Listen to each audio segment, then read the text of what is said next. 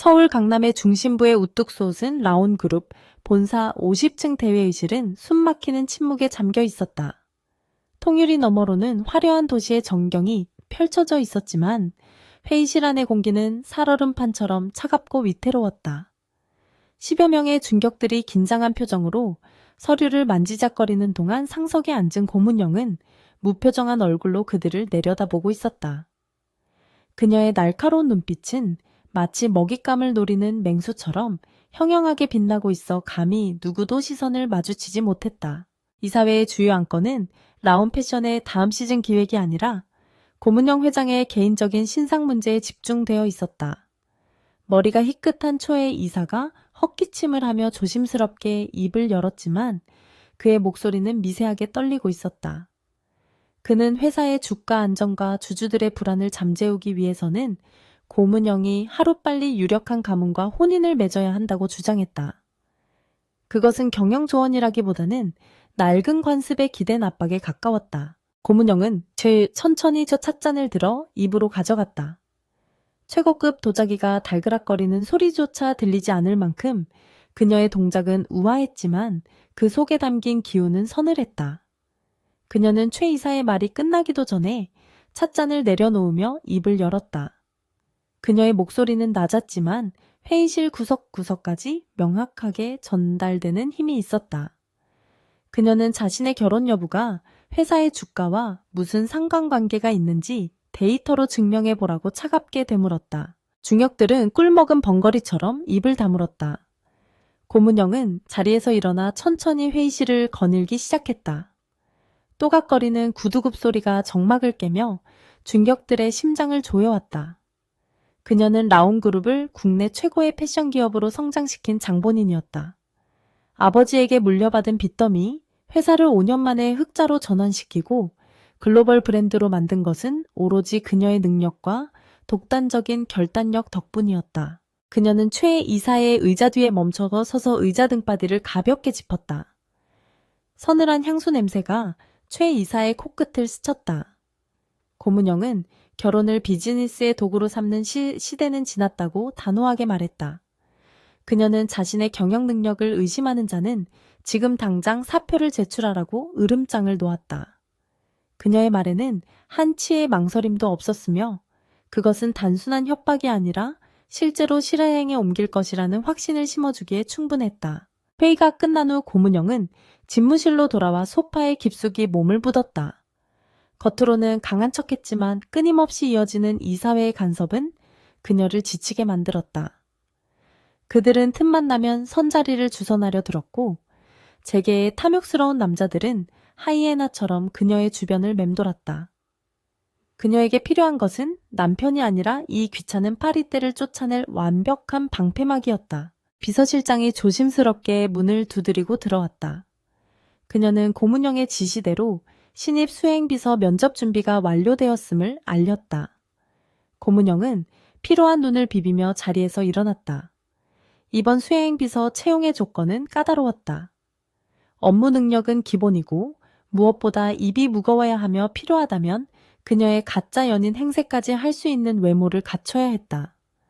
물론 그녀의 사생활에 깊이 관여하지 않을 만큼 적당히 우둔해 보이는 것이 핵심이었다. 면접 대기실에는 수십 명의 지원자가 긴장한 표정으로 앉아 있었다.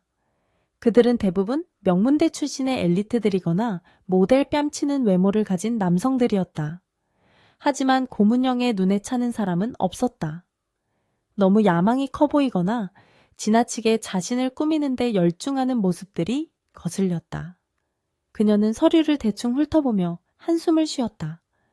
그때 마지막 지원자의 이력서가 그녀의 눈길을 끌었다. 이름은 백현우, 나이는 27, 특이한 이력은 없었다. 지방대학을 졸업했고 몇 군데 중소기업에서 단기 계약직으로 일한 경력이 전부였다. 사진 속의 그는 두꺼운 뿔테 안경을 쓰고 어수룩하게 웃고 있었다. 스펙으로만 보면 서류 전형에서 탈락했어야 마땅했지만 비서실장은 그의 관상이 묘하게 사람을 무장해제시키는 매력이 있다고 보고했다. 고문영은 호기심 반 기대 반으로 그를 호출했다. 면접실 문이 열리고 백현우가 들어왔다. 실물은 사진보다 더 순박해 보였다. 낡은 정장은 그의 몸에 비해 약간 커 보였고 넥타이는 묘하게 비뚤어져 있었다. 그는 들어오자마자 발이 꼬여 넘어질 뻔한 것을 가까스로 수습하며 허둥지둥 인사를 했다. 고문영은 미간을 찌푸렸지만 동시에 입가에 옅은 미소가 번지는 것을 느꼈다. 적어도 그녀를 위협하거나 이용하려 들 만큼 영리해 보이지는 않았기 때문이다. 고문영은 턱을 괴고 그를 유심히 관찰했다. 백현우는 그녀의 시선을 피하며 안경을 고쳤었다. 그의 손은 가늘고 길었지만 손끝에는 굳은 살이 박여 있었다. 고문영은 그에게 왜 라온그룹에 지원했냐고 물었다. 현우는 우물쭈물하며 패션에 관심이 많다거나 회사의 비전이 좋다는 식의 상투적인 대답을 내놓지 않았다. 대신 그는 솔직하게 돈이 필요하다고 말했다. 아픈 어머니의 병원비 때문이라는 진부한 사연이었지만 그의 눈빛만큼은 진실해 보였다. 그 순간 고문영의 머릿속에 흥미로운 계획이 떠올랐다. 눈앞에 있는 이 청년은 완벽한 위장막이 될 수 있을 것 같았다. 적당히 잘생겼지만 촌스러운 스타일 때문에 눈에 띄지 않고 돈이 절박하니 그녀의 말에 절대 복종할 것이다. 게다가 어리숙한 태도는 주변 사람들의 경계심을 풀기에 안성맞춤이었다. 그녀는 그를 자신의 곁에 두고 필요할 때마다 방패로 내세우면 그만이었다. 고문영은 즉석에서 그에게 합격을 통보했다. 단 조건이 있었다. 일반적인 수행비서 업무 외에 그녀가 지시하는 모든 사적인 명령을 따라야 한다는 것이었다. 현우는 당황한 듯 눈을 크게 떴지만 이내 고개를 끄덕이며 감사하다고 연신 허리를 숙였다. 고문영은 비서실장에게 그를 데려가 스타일링부터 다시 하라고 지시했다. 촌스러운 안경과 헐렁한 정장부터 벗겨내야 그녀의 옆에 세워둘 만한 액세서리가 될 터였다. 현우가 나가고 난 뒤 고문영은 창밖을 바라보며 와인잔을 기울였다. 오랜만에 기분이 나쁘지 않았다. 이제 지긋지긋한 선자리 강요도 늙은 이사들의 잔소리도 이 새로운 장난감으로 막아낼 수 있을 것 같았다. 그녀는 자신이 얼마나 위험한 물건을 집어들었는지 전혀 짐작조차 하지 못하고 있었다. 그저 세상 물정 모르는 순진한 청년을 돈으로 매수했다고 믿으며 자신의 완벽한 통제력을 확신할 뿐이었다. 한편 비서실장의 안내를 받아 복도를 걸어가던 백현우의 표정은 면접실 안에서의 모습과 완전히 달랐다. 어리숙하고 당황하던 눈빛은 온데간데 없고 두꺼운 안경 렌즈 너머의 눈동자는 차갑게 가라앉아 있었다. 그는 주머니에 손을 넣은 채 복도 천장에 설치된 CCTV의 위치와 사각지대를 본능적으로 파악하고 있었다. 그의 걸음걸이는 더 이상 엉성하지 않았으며 바닥에 닿는 발소리조차 거의 들리지 않을 만큼 은밀했다. 백현우 아니 해커 세계에서 고스트로 불리는 그는 3년 전부터 국제적인 수배를 받고 있었다. 그는 전 세계 주요 은행과 정부기관의 보안망을 제 집처럼 드나들며 부패한 권력자들의 비자금을 증발시키는 전설적인 존재였다. 하지만 그 대가로 거대 범죄 조직의 추적을 받게 되었고 그는 생존을 위해 철저히 신분을 세탁하고 숨어 지내야 했다. 라온그룹에 들어온 것은 우연이 아니었다. 그가 쫓기고 있는 범죄 조직 블랙 바이퍼가 라온그룹의 자금 세탁에 관여하고 있다는 정보를 입수했기 때문이었다. 현우는 이곳에 잠입하여 내부 시스템에 접속하고 놈들의 흔적을 찾아내 자신을 옥죄어 오는 포위망을 역으로 파괴할 계획이었다. 고문영이라는 여자는 그에게 있어 완벽한 위장신분과 접근 권한을 제공해줄 숙주에 불과했다. 그녀가 자신을 이용하려 한다는 사실을 그는 이미 간파하고 있었고 오히려 그 점을 역이용하기로 마음먹었다. 탈의실에 들어선 현우는 거울 속에 비친 자신의 모습을 바라보았다. 촌스러운 머리 스타일과 두꺼운 안경은 그를 평범하고 무능력해 보이게 만드는 완벽한 가면이었다. 그는 거울을 향해 연습했던 어수룩한 미소를 다시 한번 지어 보였다. 입꼬리를 살짝 올리고 눈동자의 힘을 빼는 것만으로도 그는 순식간에 천재 해커에서 사회초년생 백현우로 변신했다. 이 연기가 들통나는 순간 그의 목숨뿐만 아니라 이 회사 전체가 위험해질 수도 있었다. 다음 날 아침 현우는 완전히 달라진 모습으로 고문영의 집무실 앞에 섰다. 최고급 맞춤 정장은 그의 탄탄한 체격을 돋보이게 했고 안경 너머로 보이는 눈매는 단정했다. 하지만 그는 여전히 어깨를 살짝 움츠리고 긴장한 척 연기하며 문을 두드렸다. 안에서 들어오라는 고문영의 목소리가 들렸다. 현우는 심호흡을 하고 문을 열었다. 이것은 단순한 취업이 아니라 목숨을 건 전쟁의 시작이었다. 고문영은 서류 결제를 하다가 고개를 들어 현우를 보았다. 그녀의 눈이 잠시 커졌다. 으촌스러운 껍질을 벗겨낸 그는 생각보다 훨씬 근사했다. 키는 훤칠했고 비율은 모델 못지않았다. 그녀는 만족스러운 미소를 지으며 자리에서 일어났다. 그녀는 현우에게 다가가 넥타이를 거칠게 잡아당기며 매무새를 고쳐주었다. 그리고 앞으로 자신의 그림자처럼 붙어 다니며 입은 닫고 귀는 열어두라고 명령했다. 현우는 순종적인 강아지처럼 고개를 끄덕였다. 하지만 그의 시선은 고문영의 책상 위에 놓인 태블릿 PC와 보안 단말기를 빠르게 훑고 있었다. 라온그룹의 메인 서버로 접속할 수 있는 관리자 권한 키가 저곳에 있을 것이었다. 그는 고문영이 등을 돌린 찰나의 순간 손목시계형 해킹 디바이스를 작동시켜 주변의 와이파이 신호를 스캔했다. 암호화된 데이터의 파도가 그의 머릿속으로 밀려 들어왔다. 그날 오후 고문영은 현우를 대동하고 백화점 순시에 나섰다. 수많은 직원과 고객들이 그녀를 향해 고개를 숙였고 그녀의 뒤를 따르는 훈훈한 외모의 비서에게도 호기심 어린 시선이 쏟아졌다. 현우는 짐을 양손 가득 들고 땀을 흘리는 척하며 고문영의 뒤를 따랐다.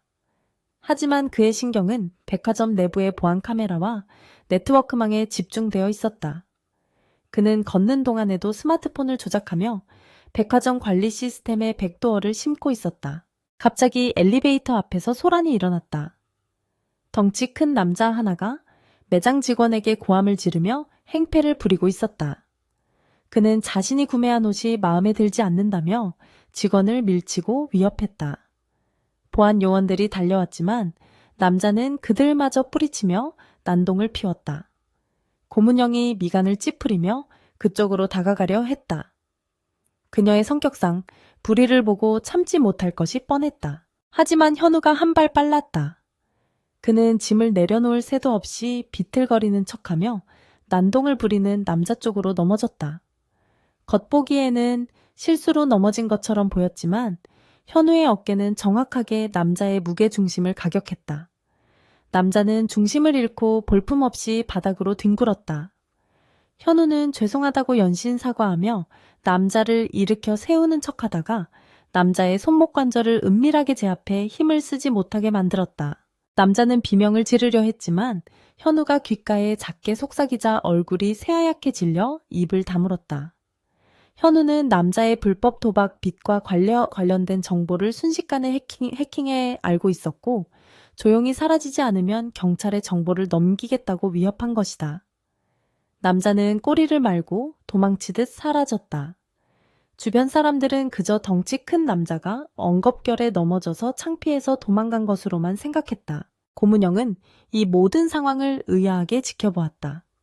현우가 멍청하게 넘어져서 우연히 상황이 종료된 것처럼 보였지만 왠지 모를 위화감이 들었다. 그녀는 현우에게 다가가 괜찮냐고 물었다. 현우는 바닥에 떨어진 짐을 주섬주섬 챙기며 자신이 너무 덤벙거려서 죄송하다고 머리를 긁적였다. 그의 얼굴은 다시 순박한 청년으로 돌아와 있었다. 고문영은 혀를 차며 조심 좀 하라고 핀잔을 주었지만 내심 그가 다치지 않아 다행이라고 생각했다. 사무실로 돌아오는 차 안에서 고문영은 피곤한 듯 눈을 감았다. 현우는 운전석에 앉아 백미러로 그녀의 자는 얼굴을 훔쳐보았다. 잠든 그녀의 얼굴에서는 평소의 도끼가 사라지고 연약한 여자의 모습만이 남아있었다. 현우는 묘한 감정을 느꼈다. 자신이 이용하고 있는 이 여자가 사실은 거대한 짐을 홀로 짊어지고 위태롭게 버티고 있다는 것을 알게 되었기 때문이다. 그날 밤 현우는 모두가 퇴근한 텅 빈 사무실에 홀로 남았다. 그는 고문영의 집무실로 잠입하여 메인 컴퓨터 앞에 앉았다. 손가락이 키보드 위를 춤추듯 날아다녔다. 모니터 화면에는 수많은 코드가 폭포수처럼 쏟아져 내렸다. 그는 라온그룹의 재무 데이터를 분석하기 시작했다. 그리고 얼마 지나지 않아 그는 회사의 자금 흐름 속에 숨겨진 검은 그림자를 발견했다. 그것은 예상대로 블랙바이퍼의 자금 세탁 흔적이었다. 하지만 그가 발견한 것은 그뿐만이 아니었다. 누군가가 의도적으로 라온그룹의 자산을 해외로 빼돌리고 회사를 부도 위기로 몰아넣기 위한 정교한 덫을 설치해 놓은 것이 보였다. 이것은 단순한 외부의 공격이 아니었다. 회사 내부에 배신자가 있다는 명백한 증거였다. 현우는 안경을 벗어 책상 위에 내려놓고 마른 세수를 했다. 상황은 그가 생각했던 것보다 훨씬 복잡하고 위험하게 돌아가고 있었다. 그는 잠시 고민에 빠졌다. 자신의 목표는 오직 블랙바이퍼를 추적하는 것뿐이었다. 회사가 망하든 고문령이 몰락하든 그와는 상관없는 일이었다. 하지만 오늘 낮 엘리베이터 앞에서 보여준 그녀의 당당함과 차 안에서 본 지친 얼굴이 뇌리에 스쳤다. 그는 한숨을 내쉬며 다시 키보드에 손을 올렸다. 그는 자신이 설치한 백도어를 통해 공격의 진원지를 역추적하기 시작했다. 그 시각 고문영은 펜트하우스에서 잠을 이루지 못하고 있었다. 그녀는 창밖의 야경을 바라보며 오늘 있었던 일들을 되새겼다.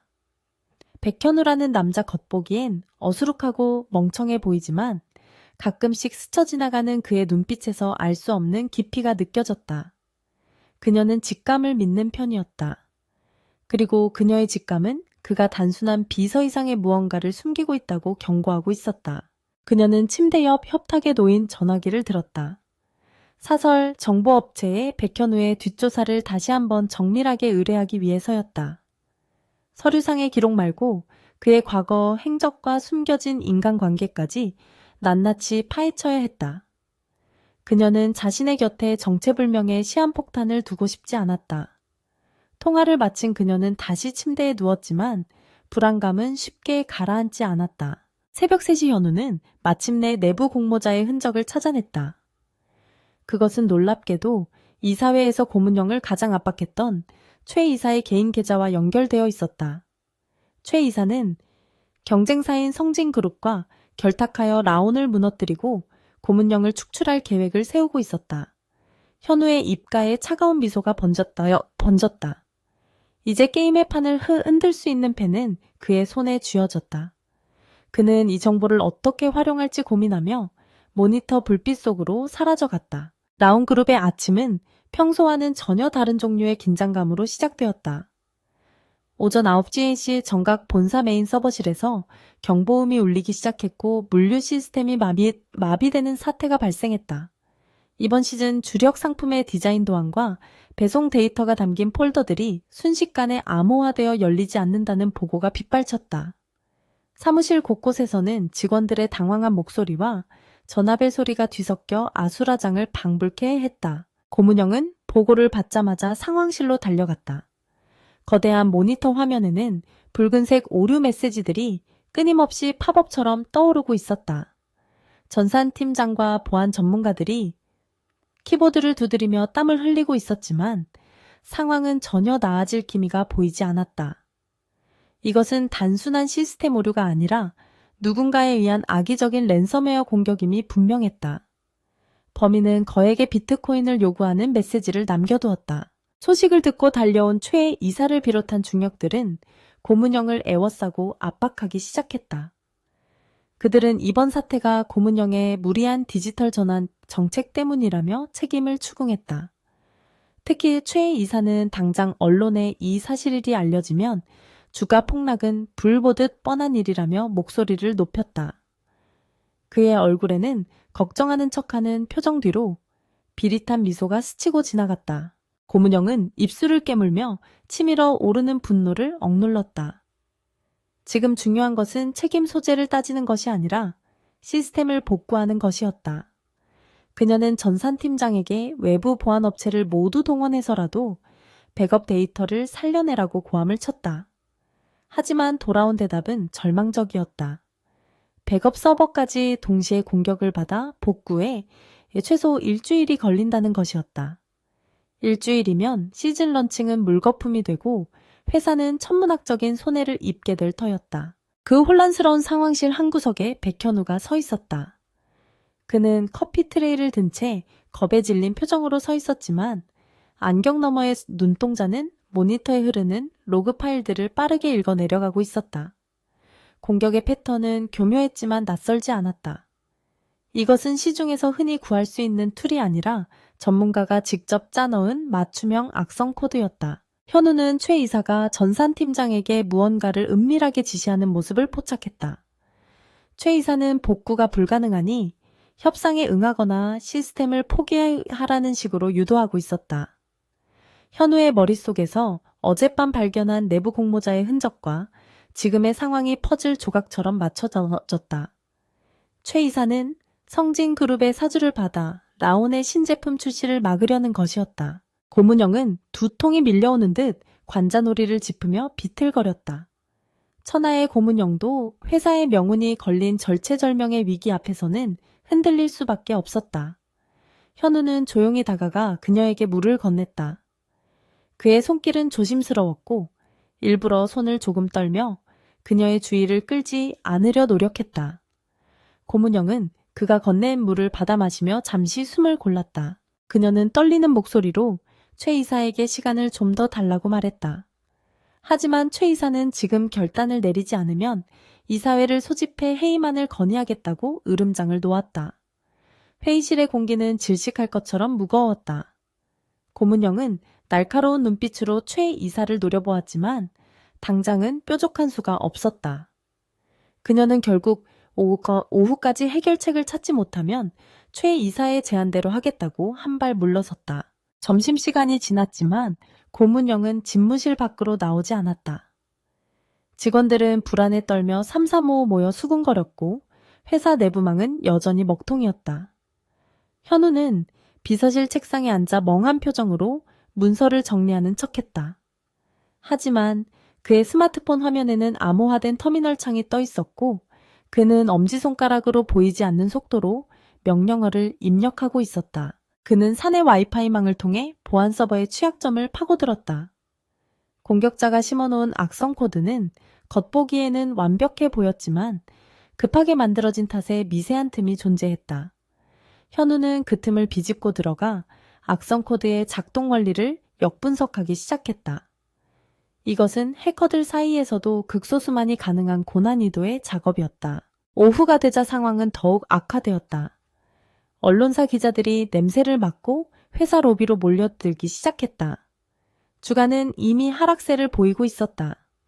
고문영은 창백한 얼굴로 창밖을 내려다보고 있었다. 그녀의 어깨는 그 어느 때보다 작고 외로워 보였다. 현우는 커피를 리필해주겠다는 핑계로 집무실에 들어갔다. 고문영은 인기척을 느끼고 급하게 표정을 수습했지만 붉어진 눈시울까지 감출 수는 없었다. 현우는 짐짓 모르는 척 커피잔을 책상 위에 올려놓으며 엉뚱한 소리를 했다. 컴퓨터가 고장나면 껐다가 다시 켜면 되지 않느냐는 초등학생이나 할 법한 말이었다. 고문영은 어이없다는 듯 헛웃음을 지었다. 하지만 현우의 그 말은 단순한 농담이 아니었다. 그는 서버를 재부팅하는 과정에서 특정 포트를 일시적으로 개방하면 악성 코드의 연결 고리를 끊을 수 있다는 힌트를 우회적으로 던진 것이었다. 물론 고문영이 그 기술적인 의미를 알아들을 리 없었지만 적어도 그녀의 긴장을 풀어주는 데는 성공했다. 그녀는 잠시나마 굳어있던 얼굴을 풀고 그에게 나가보라고 손짓했다. 퇴근 시간이 훌쩍 넘어서야 고문영은 자리에서 일어났다. 해결된 것은 아무것도 없었고 내일 아침이면 그녀는 대표직에서 물러나야 할지도 몰랐다. 현우는 그녀를 집까지 수행했다. 차 안에는 무거운 침묵만이 흘렀다. 고문영은 뒷좌석에 깊이 몸을 기대고 눈을 감고 있었다. 라디오에서는 라온그룹의 위기설에 대한 뉴스가 흘러나오고 있었다. 현우는 룸미러로 그녀를 바라보며 라디오 볼륨을 줄였다. 그녀는 잠든 것이 아니라 울음을 참고 있는 것 같았다. 강한 척 냉정한 척 살아왔지만 결국 그녀도 감정을 가진 사람이었다. 현우는 핸들을 잡은 손에 힘을 주었다.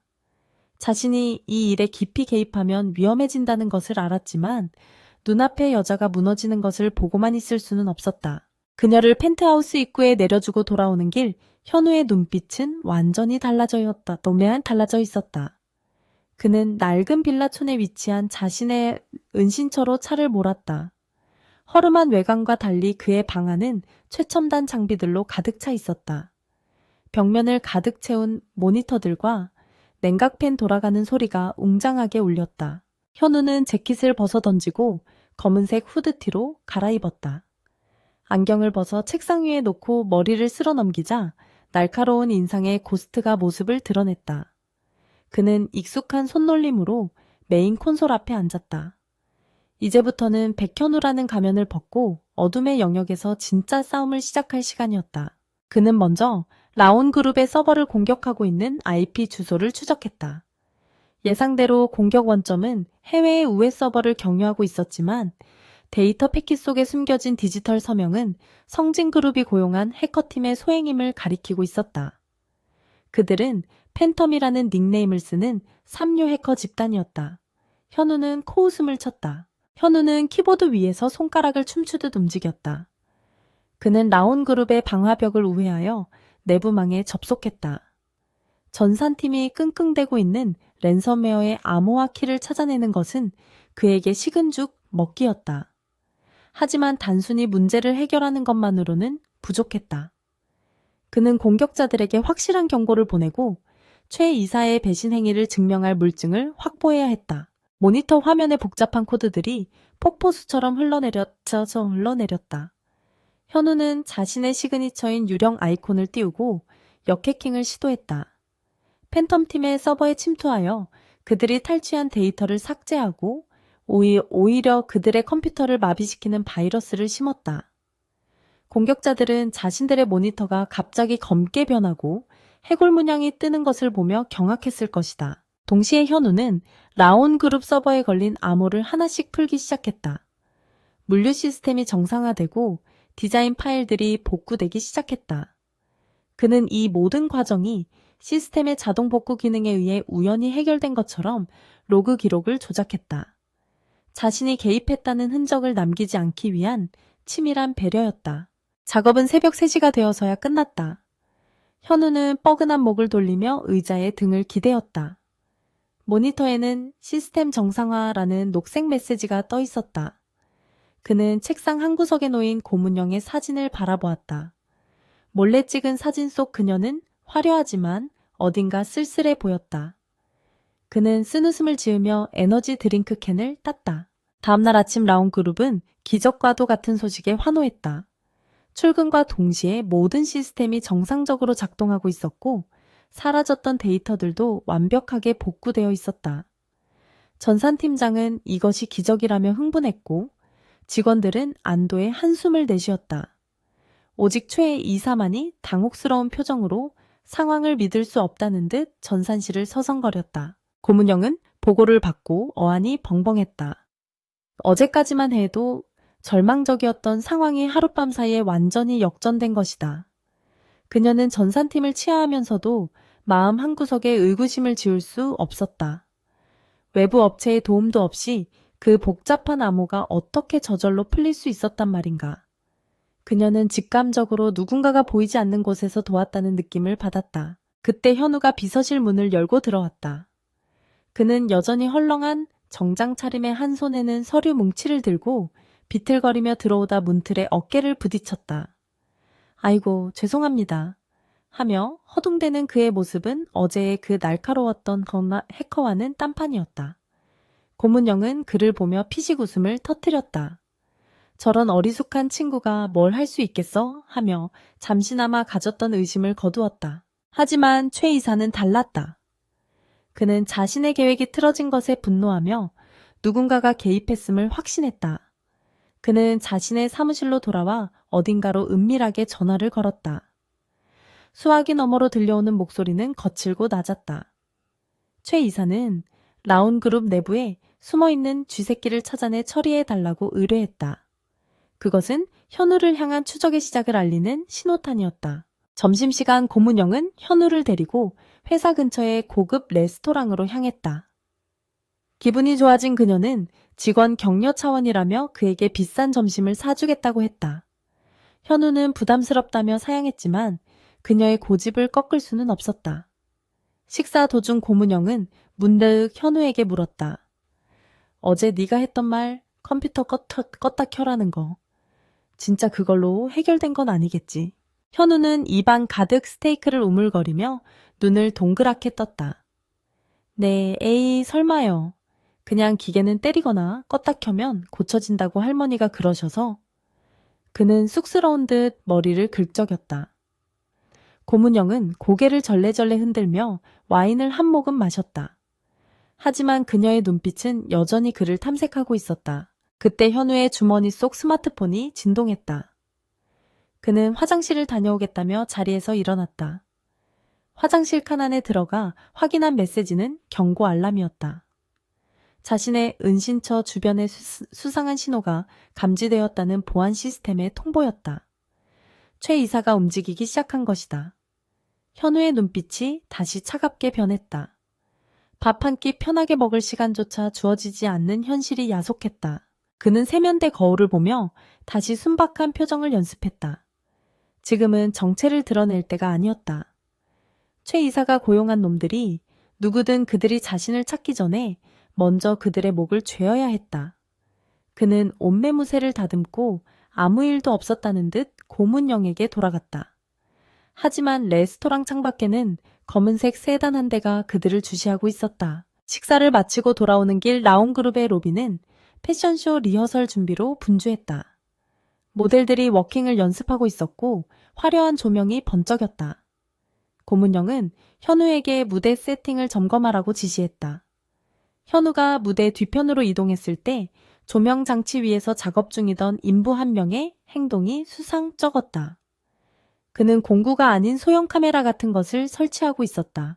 현우는 직감적으로 그것이 도청 장치거나 불법 촬영 카메라임을 알아챘다. 그는 인부에게 다가가 말을 거는 척하며 발을 걸어 넘어뜨렸다. 인부가 당황하며 떨어뜨린 장치를 현우가 재빠르게 낚아챘다. 확인해보니 그것은 고해상도 초소형 카메라였다. 무대 뒤 탈의실 방향을 정확히 겨냥하고 있었다. 이건 역시 경쟁사의 더러운 수작임이 분명했다. 인부가 욕설을 내뱉으며 현우의 멱살을 잡으려 했다.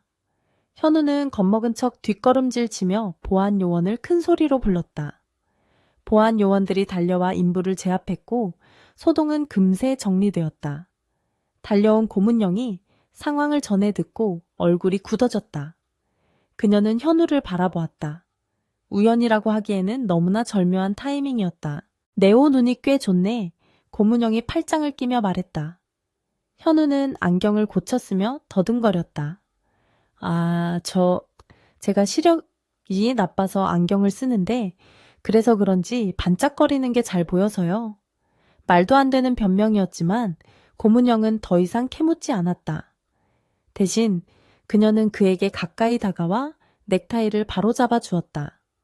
그녀의 손끝이 현우의 가슴에 닿았을 때 현우는 심장이 묘하게 두근거리는 것을 느꼈다. 그날 밤 현우는 집으로 돌아가지 않았다. 은신처가 노출되었을 가능성이 있기 때문에 역추적을 피하기 위해 PC방을 전전하며 최 이사의 뒤를 캤다. 그리고 마침내 최 이사와 성진그룹 부회장이 만나는 비밀 회동 장소를 알아냈다.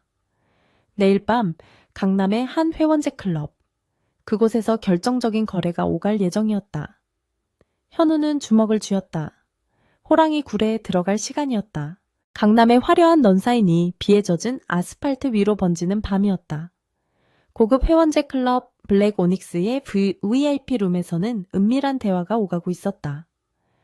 라온그룹의 최 이사와 경쟁사인 성진그룹의 부회장은 최고급 위스키를 사이에 두고 마주 앉아 있었다.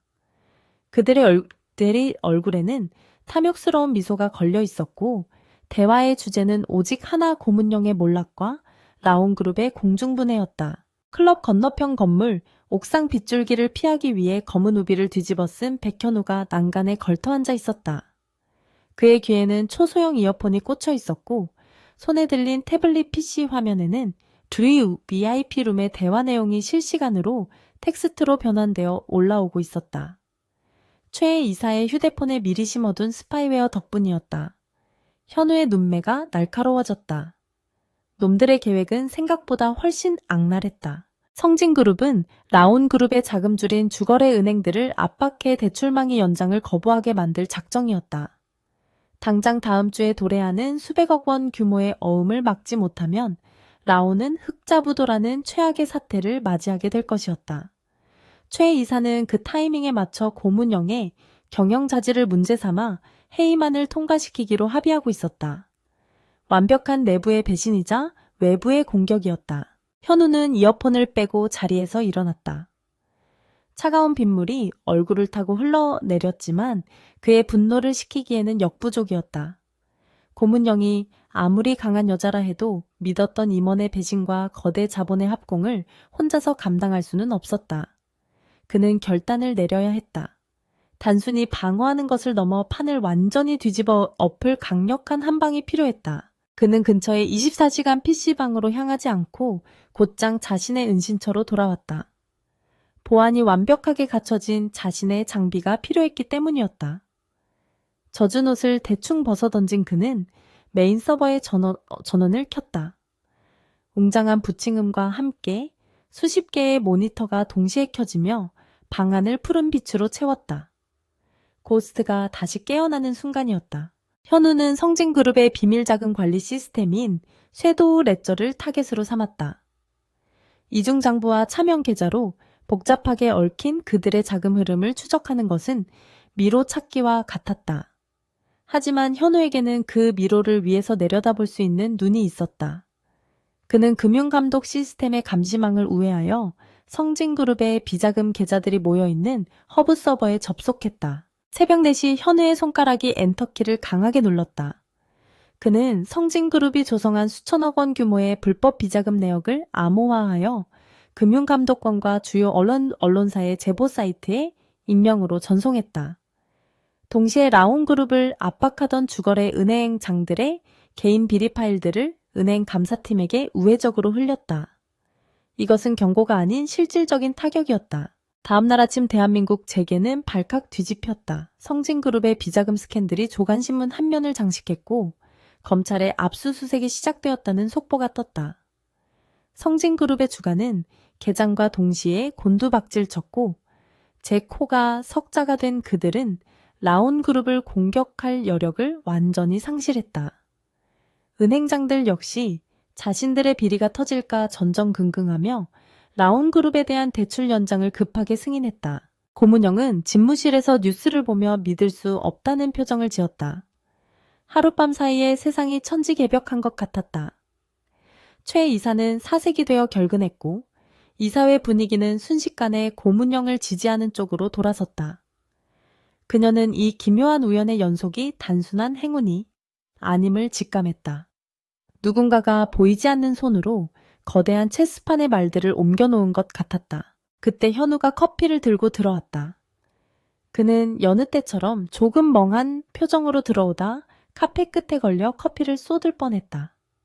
으악, 죄송합니다, 대표님. 허둥지둥 쟁반을 수습하는 그의 모습은 영락없는 사고뭉치 비서였다. 고문영은 그를 빤히 쳐다보았다. 저 어리숙한 얼굴 뒤에 무엇이 숨겨져 있는 것일까? 의심은 가지만 물증이 없었다. 고문영은 현우를 가까이 불렀다. 백비서, 너 혹시 주식하니? 그녀의 질문은 날카로웠다. 현우는 눈을 동그랗게 뜨며 고개를 저었다. 아니요, 저 주식 같은 거 할 돈 없는데요. 적금 붓기도 빠듯해서. 그의 목소리는 너무나 태연하고 자연스러웠다. 고문영은 잠시 침묵하다가 그에게 다가가 비뚤어진 넥타이를 바로잡아 주었다. 운이 좋은 건지 아니면 나한테 행운을 가져다주는 부적인 건지. 고문영이 중얼거렸다. 현우는 그녀의 손길에 심장이 덜컥 내려앉는 것 같았다. 그녀의 숨결이 가까이에서 느껴질 때마다 냉철한 해커로서의 이성이 흐려지는 기분이었다. 그는 짐짓 바보처럼 웃으며 뒷머리를 긁적였다. 제가 좀 운이 좋긴 합니다. 대표님 덕분이죠, 헤헤. 오후가 되자 고문영은 밀린 업무를 처리하느라 눈코뜰 새 없이 바빴다. 위기는 넘겼지만 그에 따른 후속 조치와 언론 대응 등 해야 할 일이 산더미였다. 현우는 묵묵히 그녀의 곁을 지키며 필요한 서류를 찾거나 자비를 도맡았다. 그는 틈틈이 태블릿으로 성진그룹의 동향을 체크하며 추가적인 보복 공격이 없는지 감시했다. 밤 10시가 넘어서야 사무실에 소음이 잦아들었다. 직원들은 대부분 퇴근했고 넓은 집무실에는 고문영과 현우 둘뿐이었다. 고문영은 소파에 기대어 잠시 눈을 붙이고 있었다. 현우는 재킷을 벗어 그녀의 어깨에 조심스럽게 덮어주었다. 잠든 그녀의 얼굴은 평온해 보였지만 미간에는 여전히 옅은 주름이 잡혀 있었다. 현우는 그녀의 옆에 앉아 잠시 그녀를 바라보았다. 처음에는 그저 이용 대상일 뿐이었는데 어느새 그녀의 아내가 자신의 최우선 순위가 되어버렸다. 그는 무의식적으로 손을 뻗어 그녀의 헝클어진 머리카락을 넘겨주려 했다. 그때 고문영이 천천히 눈을 떴다. 현우의 손이 공중에서 멈췄다. 두 사람의 시선이 허공에서 얽혔다. 뭐 하는 거야? 고문영의 목소리는 잠겨 있었지만 의식은 또렷했다. 현우는 당황하지 않고 자연스럽게 손을 거두며 말했다. 아, 머리카락에 먼지가 붙어서요. 깨셨어요. 거짓말이 술술 나왔다. 고문영은 몸을 일으키며 그를 묘한 눈빛으로 바라보았다. 그녀는 현우의 행동에서 느껴지는 조심스러움과 배려가 단순한 비서의 의무감을 넘어서는 것임을 본능적으로 느꼈다. 내 옷 가끔 보면 딴 사람 같아. 고문영이 툭 던지듯 말했다. 현우의 등줄기에 식은땀이 흘렀다. 안경 벗어봐. 그녀의 명령은 갑작스러웠다. 현우는 머뭇거렸다. 안경은 그의 위장을 위한 필수 아이템이었다. 안경을 벗으면 날카로운 눈매가 드러나 인상이 확 바뀐다는 것을 누구보다 잘 알고 있었다. 하지만 거절할 명분이 없었다. 그는 천천히 안경을 벗었다. 고문영의 눈이 가늘어졌다. 안경을 벗은 그는 순박한 청년이 아니라 냉철하고 지적인 남자의 얼굴을 하고 있었다. 고문영은 잠시 넋을 잃고 그를 바라보았다. 심장이 예고 없이 쿵 하고 뛰었다. 그녀는 헛기침을 하며 시선을 돌렸다. 뭐야, 안경 벗으니까 좀 봐줄 만하네. 라식 수술이라도 하지 그래. 분위기를 바꾸기 위해 그녀가 농담을 던졌지만 두 사람 사이에 흐르는 텐션은 쉽게 사라지지 않았다. 현우는 다시 안경을 쓰며 바보 같은 미소를 지었다. 돈이 없어서요. 그리고 안경 없으면 앞이 하나도 안 보이거든요. 그는 다시 연기 모드로 돌아갔지만 고문영은 이미 그 찰나의 순간에 본 그의 진짜 눈빛을 뇌리에 깊이 새겨두었다. 며칠 뒤 라온그룹은 성진그룹의 위기를 기회 삼아 시장 점유율을 대폭 확대했다. 고문영의 리더십은 다시 한번 입증되었고 그녀를 공격하던 세력들은 쥐죽은 듯 조용해졌다. 하지만 현우는 긴장의 끈을 놓지 않았다. 블랙파이퍼 조직이 성진그룹의 몰락에 자신들의 자금이 엮여 있다는 사실을 알게 되는 것은 시간 문제였기 때문이다. 퇴근길 현우가 운전하는 차 안에서 고문영이 불쑥 물었다. 이번 주말에 시간 있어 파티가 하나 있는데 파트너가 필요해. 그것은 비서 업무의 연장이었지만 동시에 데이트 신청처럼 들리기도 했다. 현우는 백미러로 그녀를 보며 네 하고 대답했다. 고문영은 창밖을 보며 슬며시 미소를 지었다. 그녀는 이 미스터리한 비서에 대해 더 알고 싶어졌다. 파티장은 강남의 최고급 호텔 볼룸이었다. 고문영은 붉은 드레스를 입고 여왕처럼 등장했고 턱시도를 입은 현우가 그녀를 에스코트했다. 사람들의 시선이 두 사람에게 집중되었다. 현우는 촌스러운 태도를 버리고 오늘만큼은 그녀의 품격에 맞는 파트너가 되기로 했다. 그는 능숙하게 그녀의 허리를 감싸고 인파 속을 헤쳐나갔다. 파티가 무르익을 무렵 웨이터로 위장한 한 남자가 고문영에게 접근했다.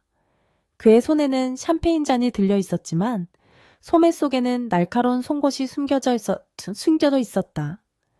현우의 예민한 감각이 살기를 감지했다.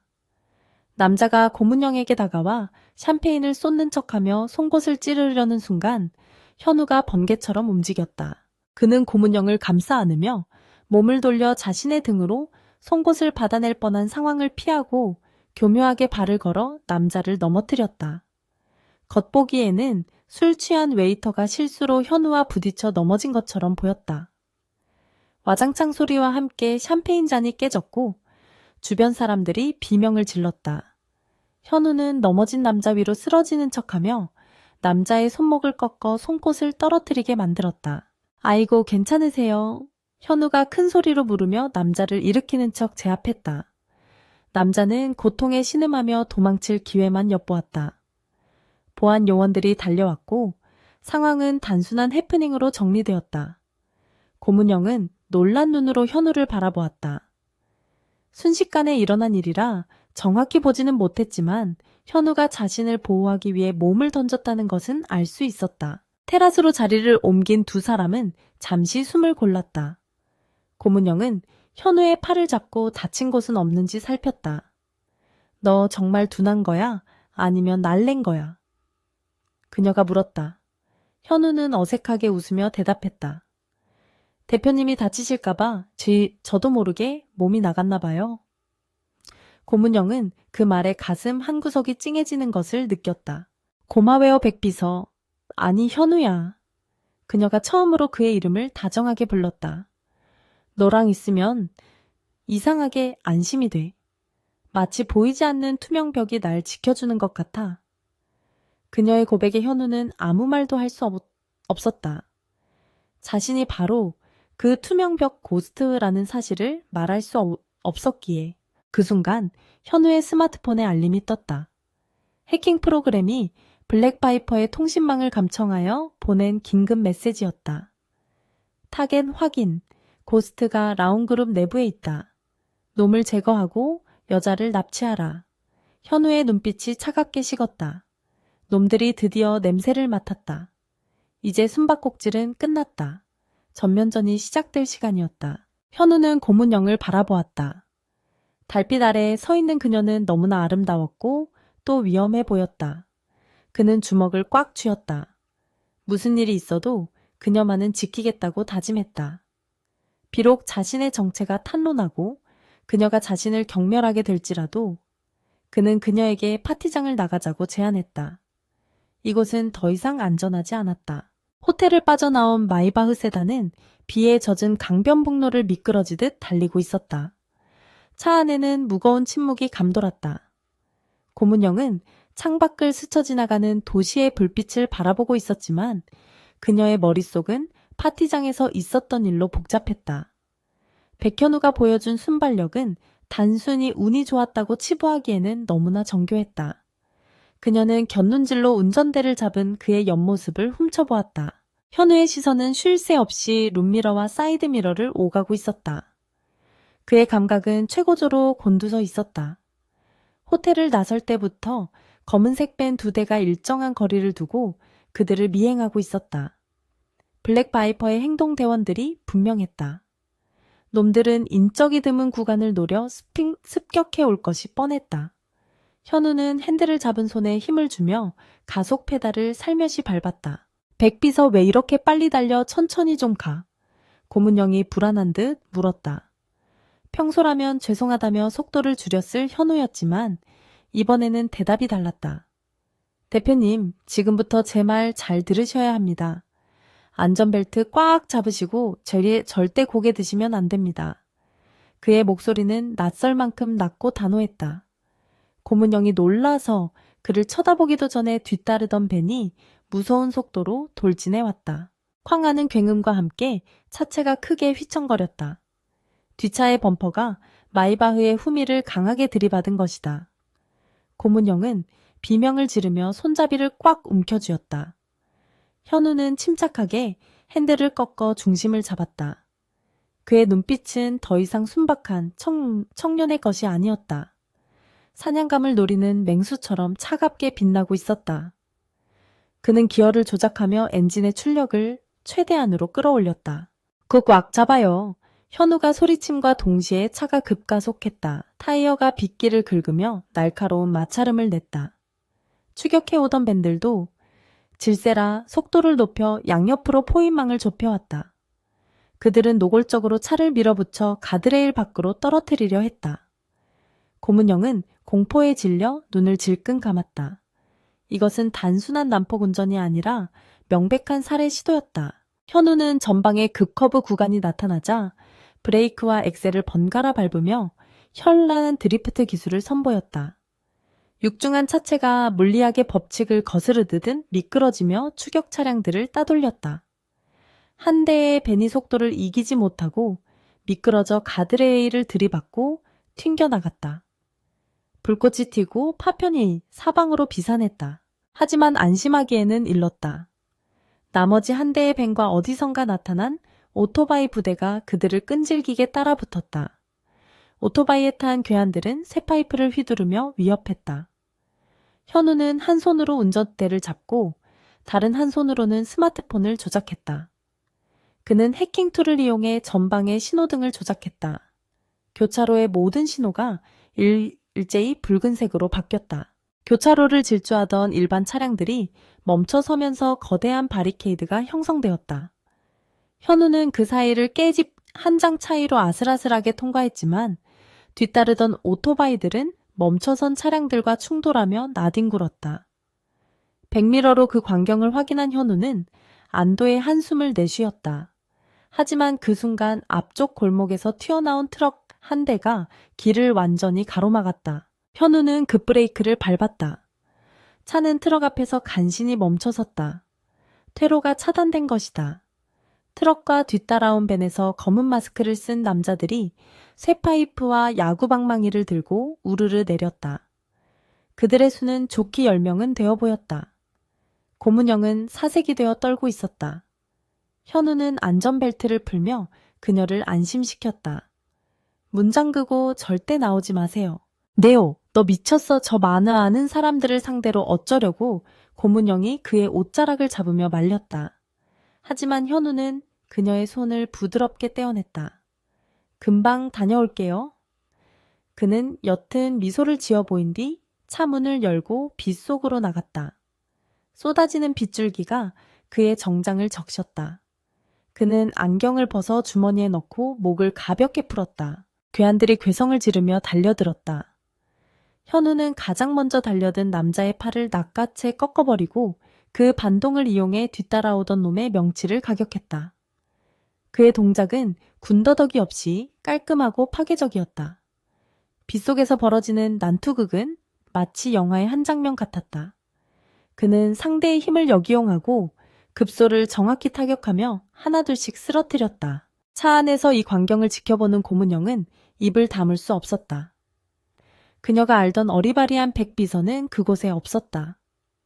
빗물과 피가 섞여 흐르는 현우의 얼굴은 잔혹할 만큼 냉정했고 그의 움직임은 살인 병기처럼 완벽했다. 그녀는 공포심과 함께 묘한 전율을 느꼈다. 저 남자는 도대체 누구란 말인가? 왜 자신의 정체를 숨기고 내 곁에 있었던 걸까? 마지막 남은 거구의 사내가 칼을 꺼내 들고 현우에게 달려들었다. 현우는 아슬아슬하게 칼날을 피했지만 날카로운 칼끝이 그의 팔뚝을 스치고 지나갔다. 흰 와이셔츠 위로 붉은 피가 번졌다. 고문영이 비명을 질렀다. 하지만 현우는 눈 하나 깜짝하지 않고 사내의 손목을 걷어차 칼을 떨어뜨리게 한 뒤 강력한 돌려차기로 사내를 기절시켰다. 모든 적들이 바닥에 뒹굴고 있었다. 현우는 거친 숨을 몰아쉬며 젖은 머리카락을 쓸어 넘겼다. 그는 바닥에 떨어진 놈들의 통신기를 밟아 부수고 다시 차로 돌아왔다. 차 문을 열고 들어온 그에게서는 비냄새와 피냄새 그리고 짙은 남자의 향기가 났다. 그는 아무 일도 없었다는 듯 다시 안경을 꺼냈었다. 다치신 데는 없으십니까? 현우가 물었다. 그의 팔에서는 피가 뚝뚝 떨어지고 있었지만 그는 자신의 상처보다 고문영을 먼저 살폈다. 고문영은 떨리는 손으로 그의 팔을 잡았다. 지금 내 걱정할 때야. 너 피나잖아. 그녀는 눈물을 글썽이며 소리쳤다. 현우는 괜찮다며 쓴웃음을 지었다. 옷이 더러워져서 죄송합니다. 현우는 다시 시동을 걸고 차를 몰았다. 놈들이 지원 병력을 부르기 전에 이곳을 벗어나야 했다. 그는 고문영의 펜트하우스 대신 자신이 미리 준비해둔 안전가옥으로 향하려 했지만 고문영이 완강하게 거부했다. 그녀는 자신의 집이 가장 안전하다며 그곳으로 가자고 고집을 부렸다. 라온그룹의 보안팀이 상주하는 곳이니 틀린 말은 아니었다. 현우는 어쩔 수 없이 핸들을 돌렸다. 펜트하우스 지하 주차장에 도착했을 때 현우는 긴장이 풀리며 현기증을 느꼈다. 과다 출혈과 급격한 체력 소모 때문이었다. 그는 비틀거리며 차에서 내렸다. 고문영이 급히 달려와 그를 부축했다. 그녀의 작은 어깨가 그의 무게를 지탱했다. 정신 차려 백현우. 죽으면 안 돼. 그녀의 목소리가 떨리고 있었다. 엘리베이터를 타고 집으로 올라온 고문영은 현우를 소파에 앉히고 구급상자를 가져왔다. 그녀는 서툰 솜씨로 그의 셔츠를 찢고 상처를 소독했다. 찢어진 상처는 생각보다 깊었다. 소독약이 닿자 현우의 미간이 찌푸려졌다. 고문영은 연신 미안하다며 호호 불어주었다.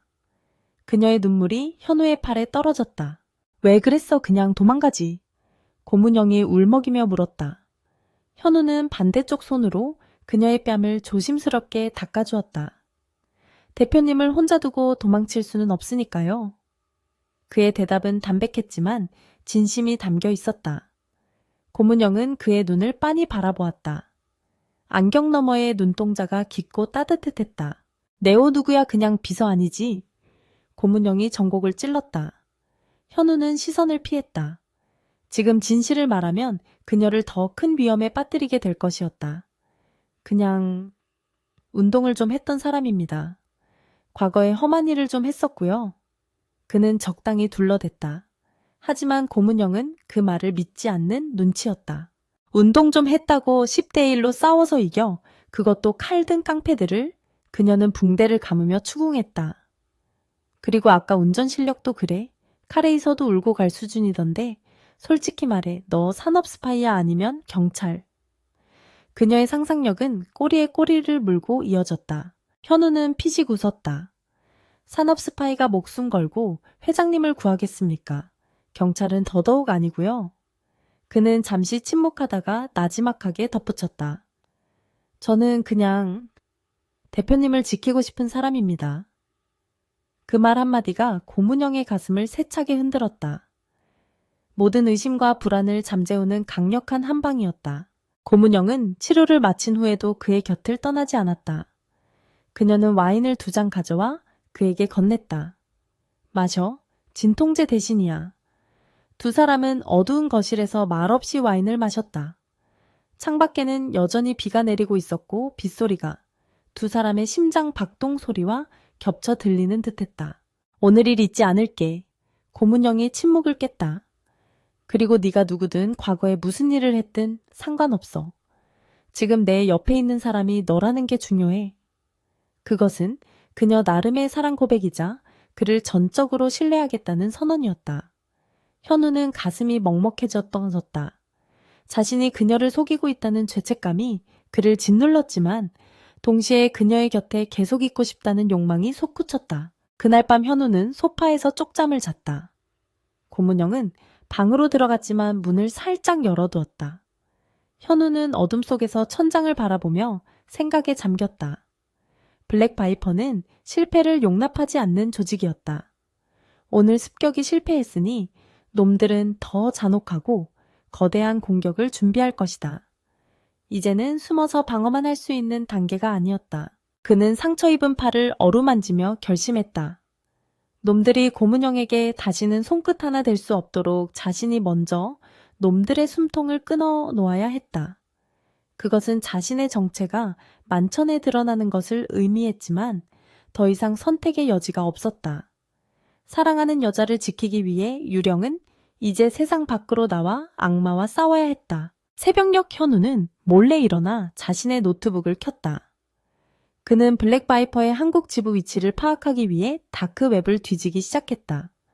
놈들의 통신 기록을 역추적하고 자금 흐름을 따라가던 중 충격적인 사실을 발견했다. 블랙바이퍼의 배후에 성진그룹뿐만 아니라 정계의 거물급 인사들이 연루되어 있다는 정황이 포착된 것이다. 이것은 단순한 기업 간의 다툼이 아니었다. 거대한 권력형 비리의 카르텔이었다. 현우는 자신이 건드린 벌집이 생각보다 훨씬 거대하다는 것을 깨달았다.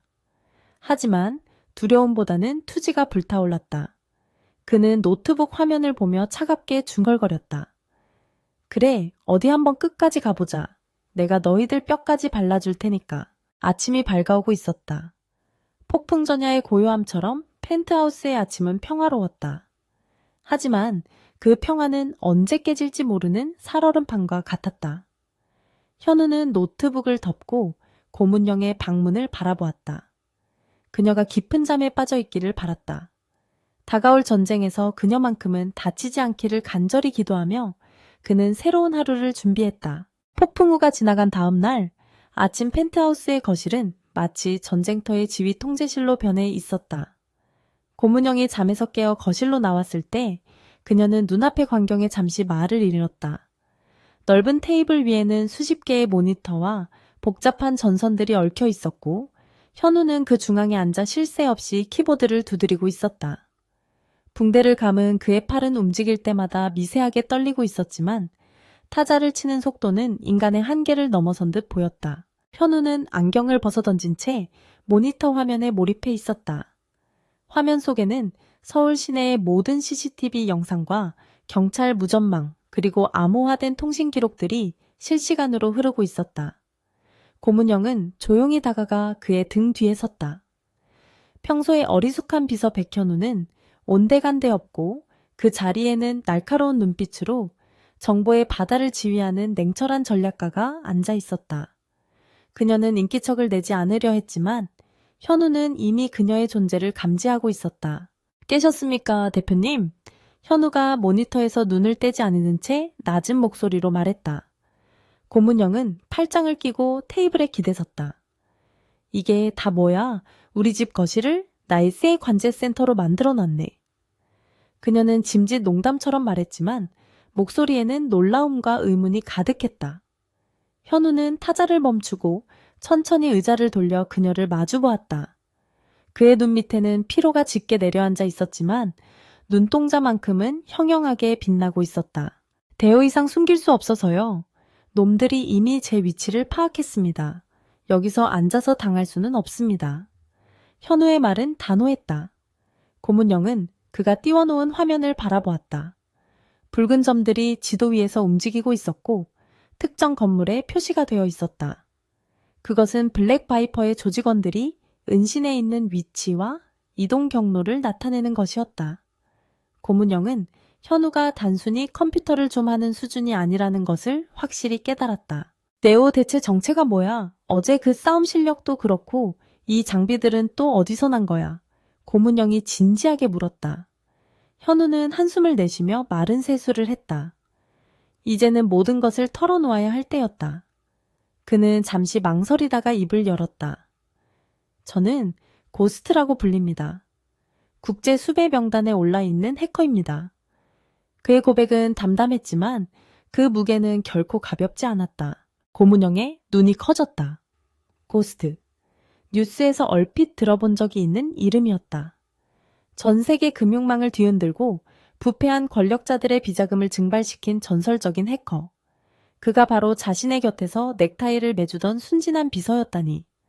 충격적인 사실이었지만 이상하게도 배신감보다는 안도감이 먼저 들었다. 그가 적이 아니라 내 편이라는 사실, 그리고 그가 가진 능력이 지금 이 위기 상황에서 유일한 희망이라는 사실 때문이었다. 그래서 그 깡패들이 널 쫓고 있는 거야. 네가 해커라서. 고문영이 물었다. 현우는 고개를 끄덕였다. 놈들은 제 능력을 이용해 거대한 자금 세탁을 하려 했습니다.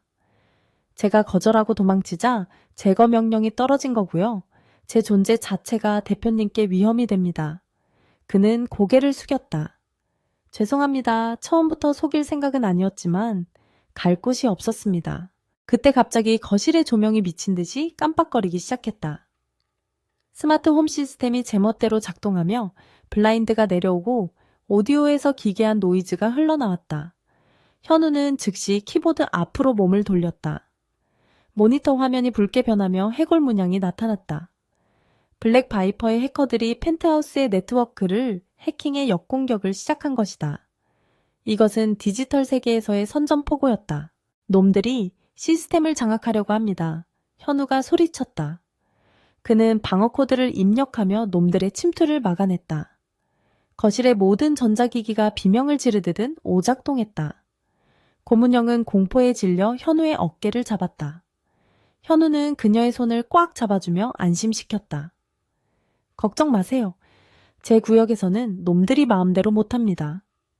그의 손가락이 보이지 않을 정도로 빠르게 움직였다. 사이버 공간에서의 전투는 총칼이 오가는 싸움보다 더 치열했다. 현우는 놈들이 심어놓은 악성 코드를 실시간으로 분석하여 격리하고 역으로 놈들의 서버에 트로이 목마 바이러스를 심어 보냈다. 몇 분간의 숨막히는 공방전 끝에 거실의 조명이 다시 안정적으로 돌아왔고 오디오의 소음도 멈췄다. 모니터의 붉은 경고창이 사라지고 시스템 정상화 메시지가 떴다. 현우는 의자에 깊숙이 몸을 기대며 거친 숨을 몰아쉬었다. 땀이 비오듯 흘러내려 그의 셔츠를 적셨다. 고문영은 수건을 가져와 그의 이마를 닦아주었다. 그녀는 지금 눈앞에서 벌어진 일이 믿기지 않았다. 보이지 않는 적과 싸워 이긴 이 남자가 새삼 경이롭게 느껴졌다. 하지만 동시에 그가 짊어지고 있는 삶의 무게가 얼마나 가혹한 것인지 가슴 저리게 다가왔다. 이제 알겠어. 네가 왜 그렇게 외로워 보였는지. 고문영이 조용히 말했다. 그녀는 현우의 얼굴을 감싸 쥐었다.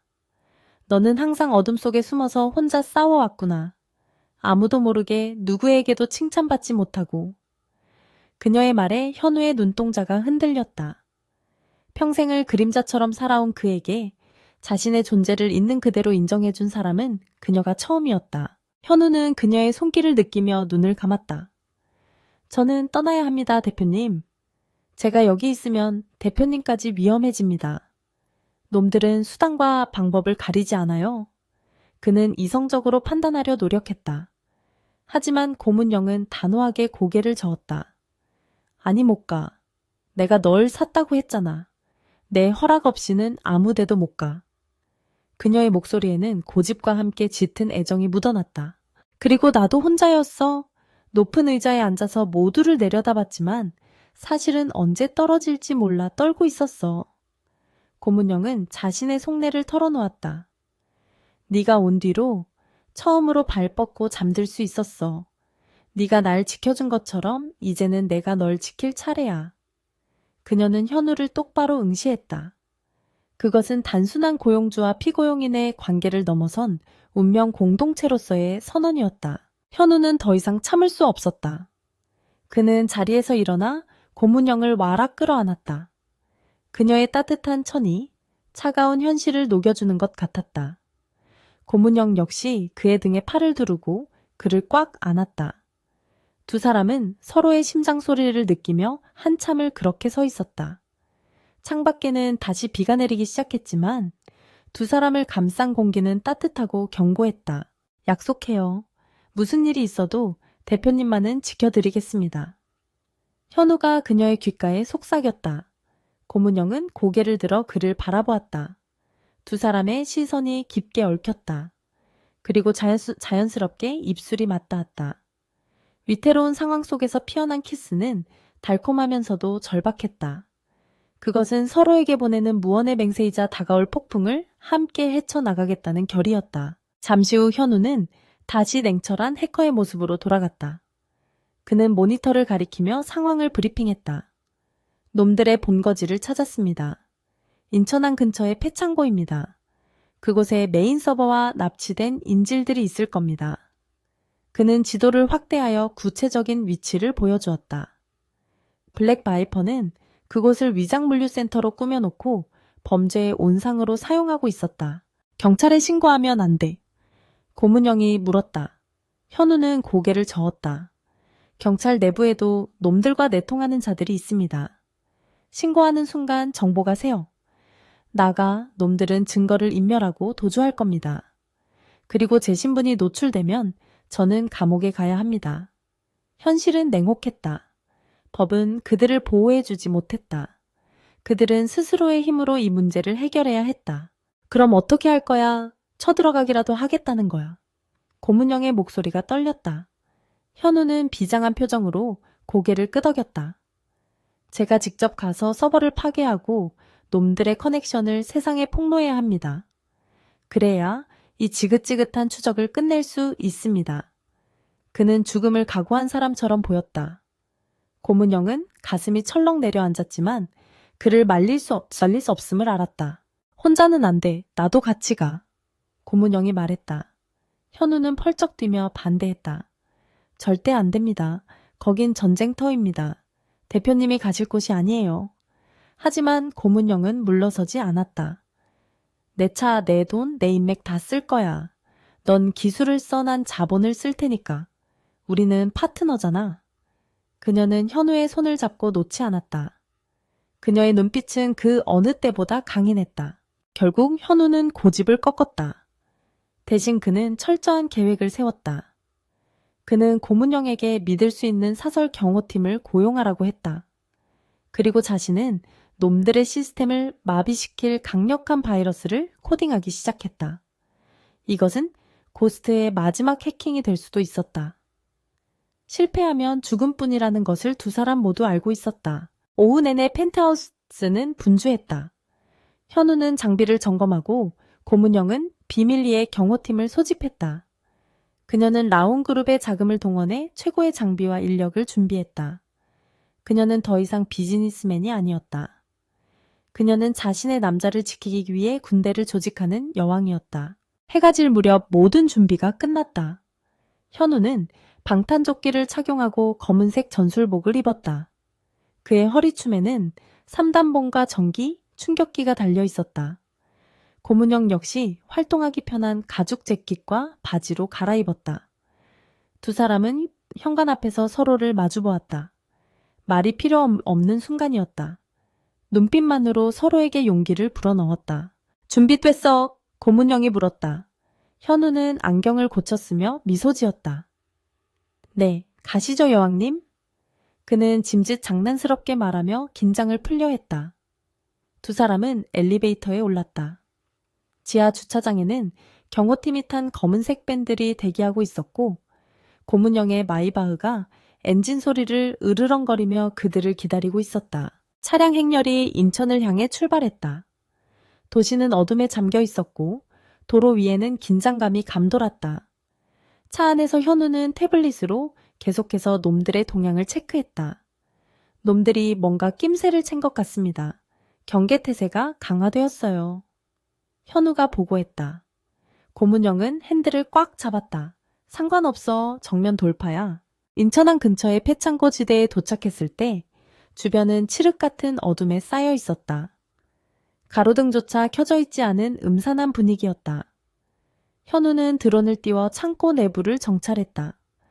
열화상 카메라에 수십 명의 무장 병력이 포착되었다. 놈들은 중화기로 무장하고 있었다. 생각보다 전력이 막강했다. 플랜 B로 가야겠습니다. 현우가 말했다. 제가 먼저 후문으로 침투해서 보안 시스템을 무력화시키겠습니다. 그때 경호팀이 정문으로 진입해서 시선을 끌어주세요. 위험한 계획이었지만 다른 방법이 없었다. 현우는 혼자서 적진 깊숙이 들어가야 했다.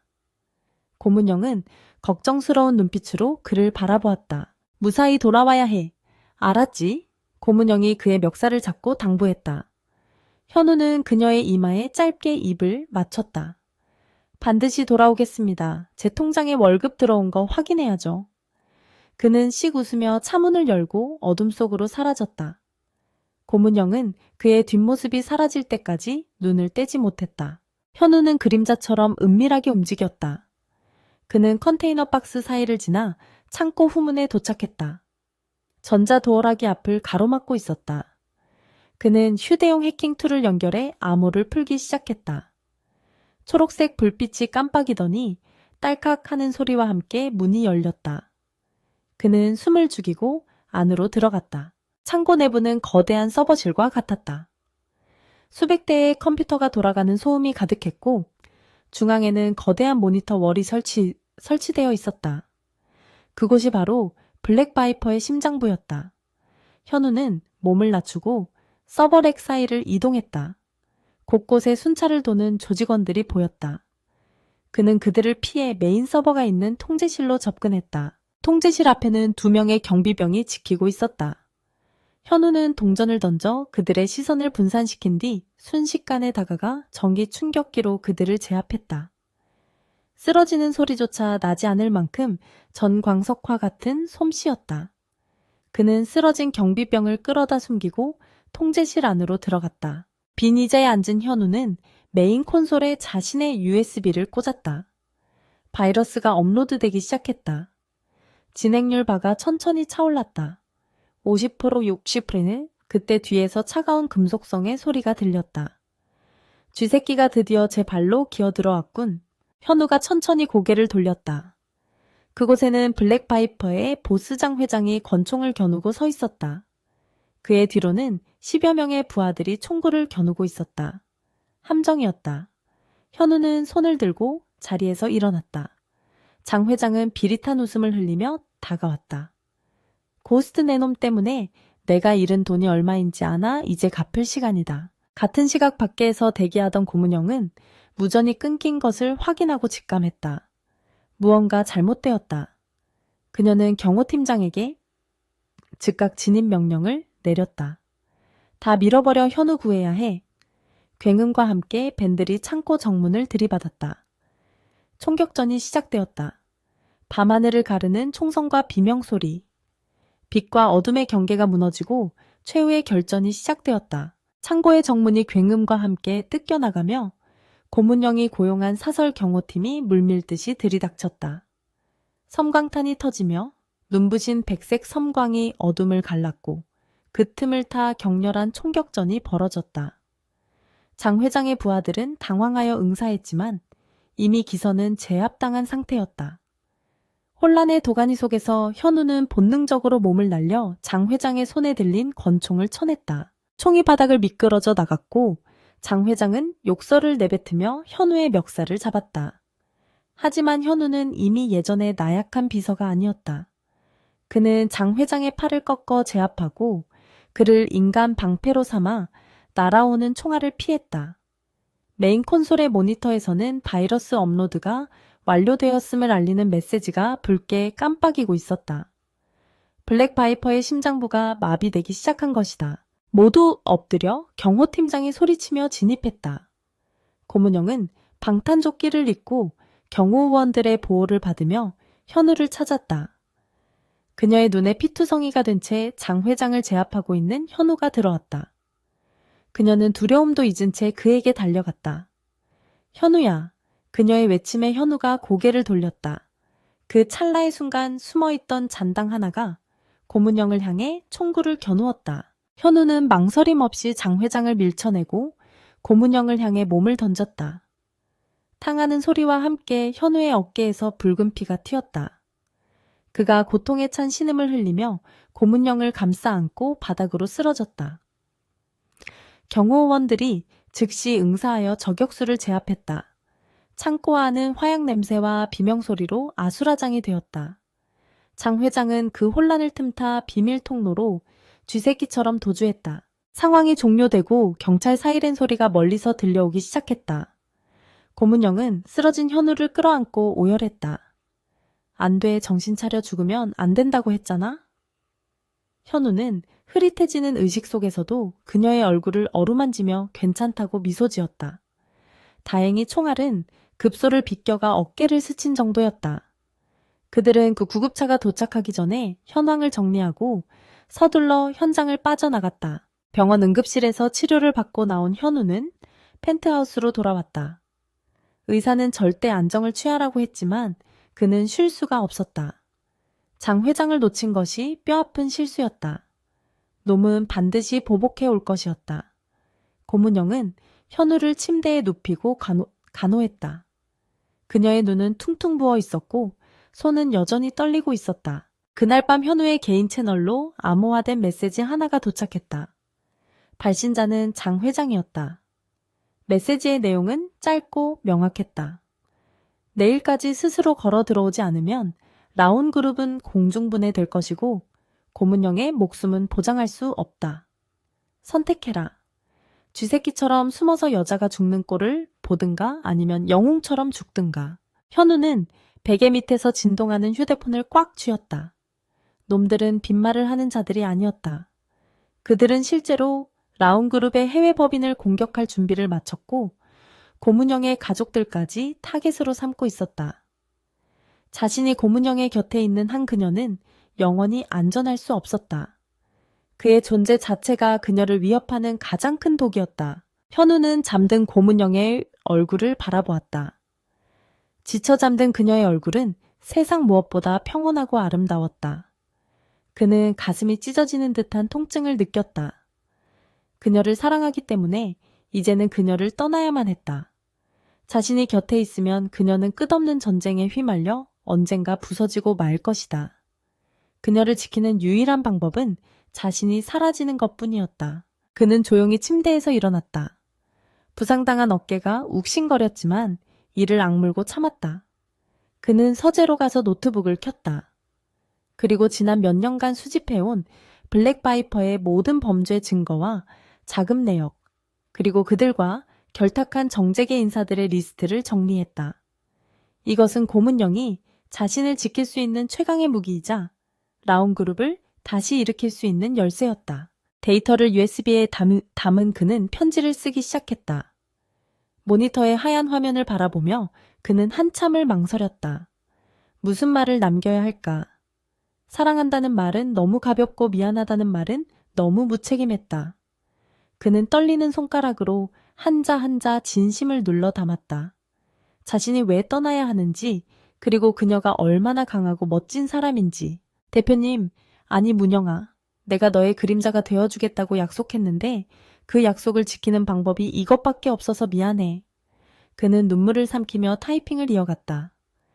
이 데이터는 너를 지켜줄 방패가 될 거야. 나는 이제 더 깊은 어둠 속으로 들어가서 놈들의 시선을 끌게. 그러니 너는 빛 속에서 계속 빛나줘. 새벽 3시 펜트하우스는 정막에 잠겨 있었다. 현우는 짐을 챙겼다. 가져갈 것은 많지 않았다. 낡은 배낭 하나와 노트북, 그리고 그녀가 사준 넥타이 하나가 전부였다. 그는 편지와 USB를 그녀의 침대 옆 협탁에 올려놓았다. 그리고 잠든 그녀의 이마에 작별의 키스를 했다. 그녀의 천이 입술 끝에 닿자 발길이 떨어지지 않았다. 안녕대 여왕님. 현우는 작게 속삭이고 뒤돌아섰다.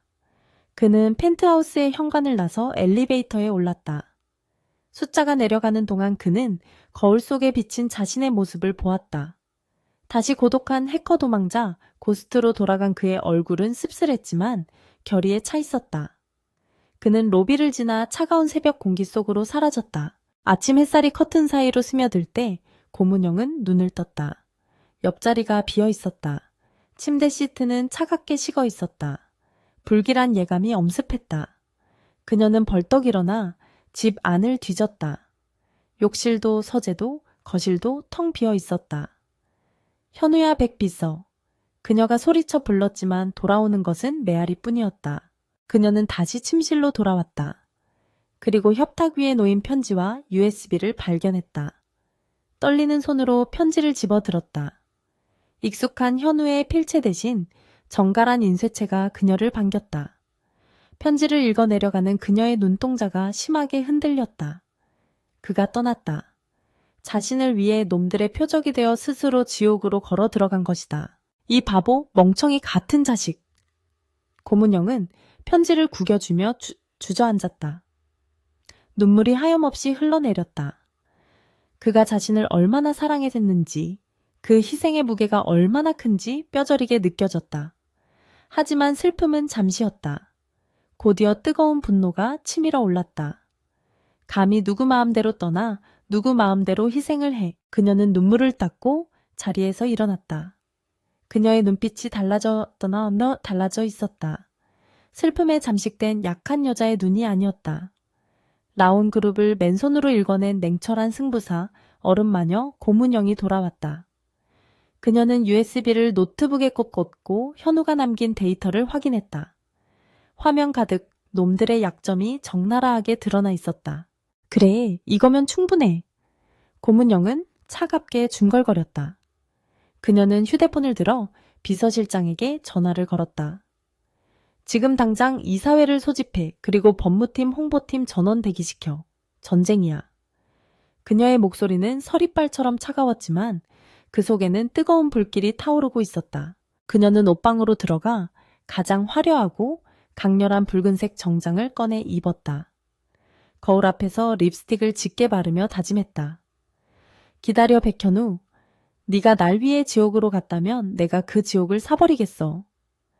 그녀는 놈들이 현우를 어디로 불러냈는지 알 수 있었다. 편지 말미에 놈들과의 접선 장소가 암호처럼 적혀 있었기 때문이다. 인천국제공항 아침 9시. 그 시각 백현우는 인천공항 출국장에 서 있었다. 그는 모자를 눌러쓰고 마스크로 얼굴을 가린 채 주위를 살폈다. 곳곳에 블랙바이퍼의 감시원들이 배치되어 있었다. 장 회장은 그가 해외로 도피하는 척하며 유인하면 공항 밖에서 납치할 계획이었다. 현우는 놈들의 계획을 알면서도 제 발로 호랑이 굴에 들어왔다. 그는 티켓을 발권하고 보안 검색대로 향했다. 놈들이 자신을 발견하고 무전을 치는 모습이 보였다. 현우는 쓴웃음을 지었다. 이제 공항 밖으로 나가면 놈들의 차가 대기하고 있을 것이다. 거기서 끝을 볼 생각이었다.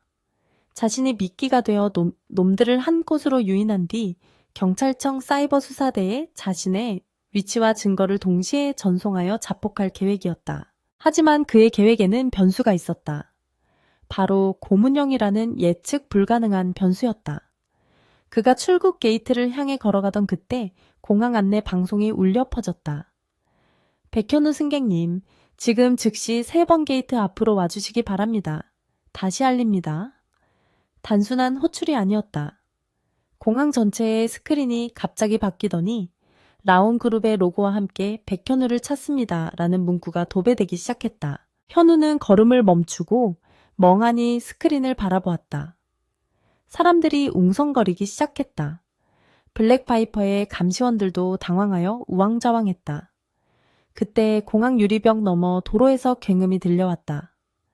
수십 대의 스포츠카와 검은색 세단들이 공항 진입로를 막아서고 있었다.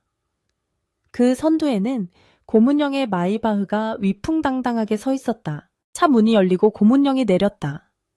붉은색 정장을 입은 그녀는 선글라스를 벗어던지며 공항 입구를 향해 걸어왔다. 그녀의 뒤로는 수십 명의 변호인단과 사설, 경호팀, 그리고 수많은 취재 기자들이 구름대처럼 몰려오고 있었다. 그녀는 마치 개선 장군처럼 당당했다. 현우는 이 말도 안 되는 광경을 보며 헛웃음을 지었다. 고문영은 공항 로비로 들어와 주위를 둘러보았다. 그녀의 카리스마에 압도된 사람들은 홍해처럼 갈라져 길을 터주었다. 그녀는 멀리 서 있는 현우를 발견했다. 모자를 눌러쓰고 초라하게 서 있는 그를 보자 화가 치밀어 오르면서도 안도감에 다리가 풀릴 뻔했다. 그녀는 그를 향해 또각또각 걸어갔다. 블랙바이퍼의 조직원들이 고문영을 막으려 했지만 이미 배치된 경호팀과 경찰들이 그들을 순식간에 제압했다. 현우가 남긴 증거가 벌써 경찰과 언론에 뿌려진 덕분이었다. 장 회장의 수배령이 뉴스 속보로 뜨고 있었다. 공항은 순식간에 체포 현장으로 변했다. 고문영은 현우의 코앞까지 걸어와 멈춰섰다. 현우는 고개를 들 수 없었다. 대표님, 여길 어떻게? 그가 기어들어가는 목소리로 물었다. 고문영은 대답 대신 핸드백으로 그의 어깨를 퍽 하고 내리쳤다. 현우가 비명을 지르며 어깨를 감싸 쥐었다. 하필이면 총상을 입은 그 자리였다. 아프냐 나는 너 없어졌다는 거 알고 심장이 뜯겨나가는 줄 알았어. 이 나쁜 놈아? 고문영이 소리쳤다. 공항 안의 모든 시선이 두 사람에게 집중되었다. 그녀는 숨을 몰아쉬며 현우의 멱살을 잡았다. 누구 마음대로 떠나 내가 널 해고했어. 사표 수리 안 됐으니까 당장 복귀해. 하지만 제가 있으면 대표님이 위험해집니다. 현우가 애원하듯 말했다. 놈들은 끈질깁니다. 저 하나만 희생하면. 고문영은 그의 말을 가로막았다. 희생 웃기지 마. 누가 너더러 영웅놀이 하래. 그녀는 한 손을 들어 올려 뒤따라온 변호인단을 가리켰다. 보이지 대한민국 최고의 로펌 변호사들이다. 그리고 저기 경찰청장님도 와 계시네. 내가 방금 라온그룹 주식의 10%를 사회에 환원하고 범죄 소탕 기금으로 내놨거든. 고문영은 거만하게 웃었다. 돈으로 안 되는 건 없어. 만약 있다면 돈이 부족한 건 아닌지 확인해 보라는 말이 있지. 난 놈들을 살 수도 있고 묻어버릴 수도 있어. 그녀는 현우의 눈을 똑바로 바라보았다. 네가 가진 기술이 최고라면 내가 가진 돈과 권력도 최고야. 우리가 합치면 무서울 게 뭐 있어. 그녀의 말은 거만했지만 그 속에 담긴 것은 그에 대한 무한한 신뢰와 사랑이었다. 그러니까 도망가지 마. 내 옆에서 평생 죗값 치러. 내 비서로서 그리고 내 남자로서. 현우는 멍하니 그녀를 바라보았다. 그녀는 정말 미친 여자였다. 하지만 세상에서 가장 사랑스러운 미친 여자였다. 그는 천천히 마스크를 벗었다. 그리고 입가에 미소를 지었다. 네, 알겠습니다, 회장님. 사표는 반려된 걸로 알겠습니다. 그때 경찰에 연행되던 블랙바이퍼의 행동대장이 고문영을 향해 악을 썼다. 이게 끝인 줄 알아. 우리는 다시 돌아온다. 고문영은 차갑게 그를 일별했다. 그리고 지갑에서 수표책을 꺼내 현우에게 건네며 말했다. 저놈들 보석금이나 합의금 필요하대. 얼마면 돼? 아예 저 조직 자체를 인수해버려. 그래서 쟤들을 내 부하로 만들어. 빵 셔틀이나 시키게. 주변에서 웃음이 터져져 나왔다. 현우도 소리내어 웃었다. 긴장과 공포가 사라진 자리에는 유쾌한 승리감만이 남았다. 고문영은 현우의 팔짱을 끼웠다. 가자, 배고파. 밥 먹으러 가게. 두 사람은 수많은 카메라 플래시 세례를 받으며 공항을 빠져나갔다. 그들의 뒤로 라온그룹의 로고가 찬란하게 빛나고 있었다. 인천국제공항에서의 사건은 대한민국을 뒤흔든 세기의 스캔들이자 라온그룹을 전 세계에 알리는 거대한 기폭제가 되었다. 고문영 회장의 파격적인 선언과 영화 같은 구출 작전은 연일 뉴스의 헤드라인을 장식했고 대중은 이 드라마틱한 로맨스와 권력의 승리에 열광했다. 백현우, 아니 해커 고스트의 정체가 드러나면서 여론은 양분되었지만 라온그룹이 고용한 변호인다는 글을 단순한 범죄자가 아닌 거대 악을 심판한 내부 고발자로 포장하는 데 성공했다. 검찰 조사 과정은 치열했다. 하지만 백현우가 넘긴 데이터는 정재계 거물들의 비리를 완벽하게 입증하는 스모킹 건이었다. 검찰은 거물들을 잡아들일 결정적인 증거를 제공한 대가로 백현우에게 사법 거래를 제안할 수밖에 없었다. 그는 과거의 해킹 혐의에 대해 집행유예를 선고받았고 국가 사이버 보안 자문위원으로 위촉되는 조건으로 자유의 몸이 되었다. 물론 이 모든 과정 뒤에는 고문영의 막대한 자본과 영향력이 작용하고 있었다. 계절이 2번 바뀌고 서울에는 다시 첫눈이 내리고 있었다. 라온그룹 본사 50층 고문영의 집무실은 여전히 바쁘게 돌아가고 있었다. 하지만 예전과 달라진 점이 있다면 집무실 한쪽에 최첨단 보안 시스템이 갖춰진 별도의 책상이 마련되었다는 것이었다. 그곳에는 말끔한 슈트를 차려입은 백현우가 앉아 있었다. 그는 더 이상 비서가 아니라 라온그룹의 최연소 보안 담당 이사 CSO라는 공식 직함을 달고 있었다. 현우는 모니터를 응시하며 보안 로그를 점검하고 있었다. 안경은 여전히 쓰고 있었지만 예전의 촌스러운 뿔테가 아니라 지적인 느낌을 주는 세련된 금속테 안경이었다. 그는 가끔 고개를 들어 고문영을 바라보았다. 그녀는 소파에 앉아 임원들과 회의를 진행하고 있었다. 그녀의 목소리는 여전히 카리스마가 넘쳤지만 표정은 예전보다 훨씬 여유로워 보였다. 회의가 끝나고 임원들이 나가자 현우는 자리에서 일어나 그녀에게 다가갔다. 피곤하지 않으십니까? 오늘 일정은 이걸로 끝입니다. 그가 부드럽게 물었다. 고문영은 기지개를 켜며 그를 올려다보았다. 네가 옆에 있는데 피곤할 틈이 어디 있어. 감시자가 눈을 부릅뜨고 있는데. 그녀는 장난스럽게 웃으며 그의 손을 잡았다. 감시라니요? 호위라고 해주시죠. 현우가 짐짓 억울한 표정을 지으며 대답했다. 두 사람 사이에는 끈끈한 신뢰와 애정이 공기처럼 자연스럽게 흐르고 있었다. 고문영은 자리에서 일어나 창가로 다가갔다. 눈 내리는 도시의 풍경이 한눈에 들어왔다. 그나저나 블랙바이퍼 잔당 처리는 어떻게 됐어? 그녀가 물었다. 현우는 태블릿을 건넸다. 화면에는 여러 개의 기업 인수, 합병 보고서가 떠 있었다. 말씀하신 대로 진행했습니다. 그들이 소유하고 있던 위장 계열사, 물류 창고, 불법 도박 사이트 서버까지 모조리 사들였습니다. 물론 합법적인 자산은 라온 물류로 흡수했고 불법적인 것들은 폐기 처분했습니다. 현우의 목소리에는 담담한 승리감이 묻어 있었다. 고문영은 만족스러운 듯 고개를 끄덕였다. 그녀는 공항에서의 약속을 문자 그대로 지켰다. 블랙 바이퍼라는 조직을 무력으로 부수는 대신 그들의 자금줄과 기반시설을 모조리 매입하여 조직 자체를 공중분해 시켜버린 것이다.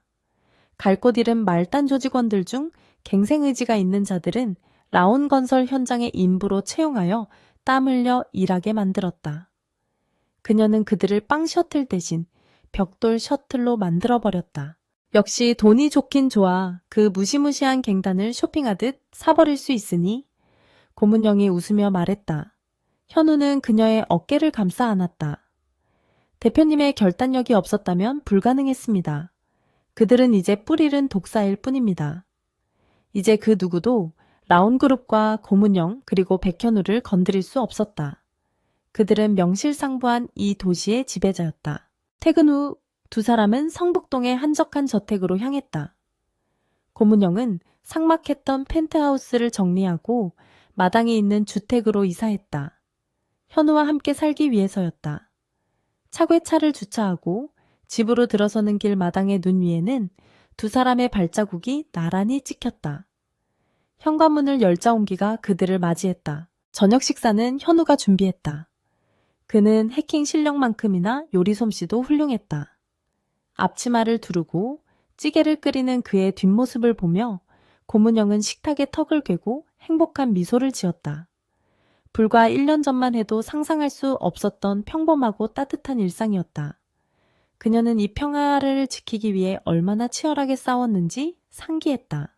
무세운 생각하세요. 현우가 식탁에 찌개를 내려놓두며 물었다. 그냥 지금이 꿈만 같아서. 고문영이 솔직하게 대답했다. 현우는 그녀의 맞은편에 앉아 밥그릇 뚜껑을 열었다. 꿈 아닙니다. 현실입니다. 그리고 앞으로도 계속될 현실이고요. 그는 담백하게 말했지만 그 말 속에는 영원한 약속이 담겨 있었다. 식사를 마치고 두 사람은 거실 소파에 앉아 와인을 마셨다. TV에서는 경제 뉴스가 흘러나오고 있었다. 성진그룹이 분식 회계와 비자금 조성 혐의로 최종 부도 처리되었다는 소식이었다. 라온그룹은 성진의 알짜 사업부를 인수하여 패션 업계를 넘어 종합 라이프스타일 기업으로 도약할 준비를 마쳤다. 고문영의 승리는 완벽했다. 성진그룹 회장 결국 구속됐네. 고문영이 무심하게 말했다. 현우는 와인 잔을 흔들며 화면을 바라보았다. 인과응보입니다. 그들이 뿌린 씨앗을 그들이 거둔 거죠. 그는 자신의 손으로 그들을 무너뜨렸다는 사실에 대해 어떤 죄책감도 느끼지 않았다. 그것은 정의 구현이자 사랑하는 사람을 지키기 위한 정당 방위였다. 갑자기 현우의 스마트폰이 진동했다. 그는 화면을 확인하고 미간을 살짝 찌푸렸다. 왜 그래? 또 무슨 일 있어? 고문영이 긴장하며 물었다. 현우는 웃으며 고개를 저었다. 아닙니다. 국정원 친구놈인데 북한 쪽 해커들이 금융망을 건드리는 징후가 보인다고 자문을 구하네요. 근무 시간 끝났는데 말이죠. 도와줘. 국가를 위한 일이잖아. 고문영이 쿨하게 말했다. 대신 너무 늦게까지 하지는 마. 나 심심하니까. 그녀의 말에 현우는 피식 웃으며 답장을 보냈다. 내일 출근해서 보자. 지금은 회장님 보안 업무 수행 중이라 바쁨. 그는 휴대폰을 뒤집어 놓고 고문영에게 집중했다. 이번 주말에 뭐 할 거야? 오랜만에 드라이브나 갈까? 고문영이 제안했다. 좋습니다. 어디 가고 싶으신 데라도? 현우가 물었다. 바다 보러 가자. 동해로. 가서 회도 먹고 겨울바다도 보고. 그녀의 눈이 어린아이처럼 반짝였다. 현우는 그녀의 머리카락을 넘겨주며 고개를 끄덕였다. 알겠습니다. 제가 코스 완벽하게 짜놓겠습니다. 그때 초인종 소리가 울렸다. 이 늦은 시간에 올 사람은 없었다. 현우의 눈빛이 순식간에 날카로워졌다. 그는 고문영에게 자리에 있으라는 손짓을 하고 인터폰 화면을 확인했다. 화면에는 낯선 중년 남자가 서 있었다. 남자의 옷차림은 허름했지만 눈빛만은 살아있었다. 현우는 그가 누구인지 단번에 알아봤다. 그는 과거 블랙 바이퍼에게 쫓기던 시절 잠시 몸을 의탁했던 은퇴한 해커 닥터 킴이었다. 현우는 경계를 풀고 문을 열었다. 닥터 킴은 쑥스러운 듯 머리를 긁적이며 들어왔다. 오랜만이다, 고스트. 아니, 이제 백이사님이라고 불러야 하나? 닥터 킴이 너스레를 떨었다. 현우는 그를 반갑게 맞이했다. 고문영도 나와서 인사를 나누었다. 닥터 킴은 현우에게 줄 것이 있다며 낡은 USB 하나를 건넸다. 이거 네가 예전에 나한테 맡겨뒀던 소스 코드다. 고스트 프로토콜. 이제 나는 늙어서 이런 거 못 다루겠고 네가 가져가서 좋은 데 써라. 현우는 USB를 받아들고 잠시 회상에 잠겼다. 그것은 그가 개발한 궁극의 보안 프로그램이었다. 그 어떤 해킹도 막아낼 수 있는 절대 방패. 그는 이것을 완성하기 위해 수많은 밤을 새웠었다. 닥터 킴은 차 한 잔을 마시고는 금방 자리를 떴다. 방해해서 미안하다. 잘 살아라 이 녀석아. 그는 바람처럼 사라지었다. 현우는 USB를 손에 쥐고 고문영을 바라보았다. 이게 뭐길래 그래? 고문영이 물었다. 제 과거이자 라온의 미래가 될 물건입니다. 현우가 대답했다. 이걸 라온의 보안 시스템에 적용하면 전 세계 어떤 해커도 우리 회사 정보를 빼갈 수 없을 겁니다. 그럼 당장 적용해야지. 우리 회사 자산 가치가 또 올라가겠네. 고문영은 사업가적인 본능을 드러냈다. 현우는 웃으며 고개를 끄덕였다. 네, 내일 출근해서 바로 작업하겠습니다. 두 사람은 서로를 보며 미소 지었다. 과거의 인연들이 하나둘 정리되고 미래를 위한 퍼즐들이 맞춰지고 있었다. 밤이 깊어지자 눈발이 더욱 굵어졌다. 고문영은 졸린 듯 하품을 했다. 현우는 그녀를 안아올려 침실로 향했다. 내일은 늦잠 자도 돼. 주말이잖아. 현우가 속삭였다. 고문영은 그의 품에 얼굴을 묻으며 웅걸거렸다. 응, 너도 내일은 알람 끄고 자. 침대에 누운 두 사람은 서로의 온기를 나누며 잠을 청했다. 창밖에 눈보라 소리가 자장가처럼 들렸다. 고문영은 꿈속에서도 현우의 손을 놓지 않았다. 그녀는 이제 더 이상 악몽을 꾸지 않았다. 그녀의 곁에는 세상에서 가장 강력하고 든든한 방패가 있었으니까. 다음날 아침 햇살이 눈부시게 쏟아져 들어왔다. 현우가 먼저 눈을 떴다. 그는 옆에서 자고 있는 고문영을 한참 동안 바라보았다. 그녀의 긴 속눈썹, 오똑한 코, 붉은 입술. 볼 때마다 새롭게 아름다운 여자였다. 그는 조심스럽게 침대에서 나와 커피를 내렸다. 커피 향이 집안에 퍼지자 고문영도 부스스 눈을 떴다. 좋은 아침, 현우가 커피잔을 들고 침실로 들어왔다. 고문영은 베개에 얼굴을 파묻으며 미소 지었다. 좋은 아침, 평화로운 주말의 시작이었다. 하지만 그 평화는 오래가지 않았다. 현우의 휴대폰이 요란하게 울렸다. 비서실장이었다. 이사님 큰일 났습니다. 지금 본사 로비에 외국계 헤지펀드 사냥꾼들이 들이닥쳤습니다. 적대적 M&A를 선언하겠다는데요. 다급한 목소리였다. 라온그룹이 너무 커지자 이제는 국제 투기 자본이 냄새를 맡고 몰려온 것이다. 현우는 전화를 끊지 않고 스피커폰으로 돌렸다. 고문영이 침대에서 일어나 앉았다. 그녀의 눈빛이 순식간에 변했다. 잠이 덜 깬 여자의 눈이 아니라 사냥감을 노리는 맹수의 눈으로 누구라고 헤지펀드 겁도 없이 남의 나와바리에 발을 들여 미국계 자본 골드만 스네이크입니다. 자금력이 막강합니다. 현우가 보고했다. 고문영은 침대에서 내려와 가운을 걸쳤다. 준비해, 바로 나간다. 그녀는 욕실로 향하며 명령했다. 그리고 현우야 놈들 뒤 좀 캐봐.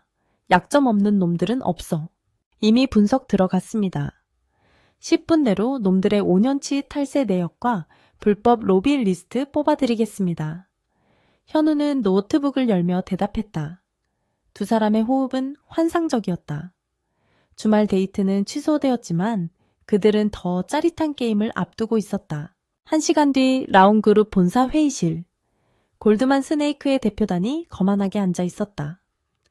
그들은 라온의 경영권을 위협하며 무리한 요구를 늘어놓고 있었다. 그때 회의실 문이 열리고 고문영과 백현우가 들어왔다. 고문영은 완벽한 정장 차림에 키리를 신고 있었고 현우는 태블릿 PC를 들고 그녀의 뒤를 따랐다. Welcome to hell, gentlemen. 고문영이 유창한 영어로 인사하며 상석에 앉았다. 대표단이 당황하는 사이 현우가 태블릿을 프로젝터에 연결했다. 화면에는 골드만 스네이크가 동남아에서 저지른 불법 외환 거래 내역이 적나라하게 떴다. 대표단의 얼굴이 사색이 되었다. 이 자료가 미 증권거래위원회 SEC로 넘어가면 어떻게 될까요? 현우가 부드러운 목소리로 물었다. 고문영은 팔짱을 끼고 비웃음을 날렸다. 선택해. 지금 당장 짐 싸서 꺼지든지 아니면 여기서 나랑 진흙탕 싸움 한번 해보든지. 참고로 내 파트너는 이런 거 찾는데 선수거든? 대표단은 꼬리를 내리고 도망치듯 회의실을 빠져나갔다. 상황은 5분 만에 종료되었다. 고문영과 현우는 텅 빈 회의실에 남아 하이파이브를 했다. 역시 우리 팀워크는 최고야. 고문영이 말했다. 현우는 그녀의 의자를 돌려 자신을 보게 했다. 그럼 이제 데이트하러 가시죠, 회장님. 동해바다가 기다립니다. 두 사람은 손을 잡고 회의실을 나섰다. 복도를 걷는 그들의 뒷모습은 당당하고 아름다웠다. 세상은 끊임없이 그들을 시험하려 들겠지만 그들은 결코 무너지지 않을 것이다. 얼음 여왕과 그녀를 지키는 유령 기사는 이제 전설이 아닌 현실이 되어 그들만의 제국을 영원히 지켜나갈 것이기 때문이다. 1년 후 라온그룹의 창립 기념일 파티. 화려한 샹들리에 아래 정재계 인사들이 모여 샴페인을 기울이고 있었다. 파티의 주인공인 고문영 회장은 눈부신 화이트 드레스를 입고 등장했다. 그리고 그녀의 옆에는 턱시도를 입은 백현우가 서 있었다. 사람들은 두 사람을 보며 수군거렸다. 저 두 사람 곧 결혼한다면서? 벌써 혼인신고는 마쳤다던데. 고문영은 사람들의 시선을 즐기며 마이크 앞에 섰다. 오늘 이 자리에 와주신 여러분께 감사드립니다.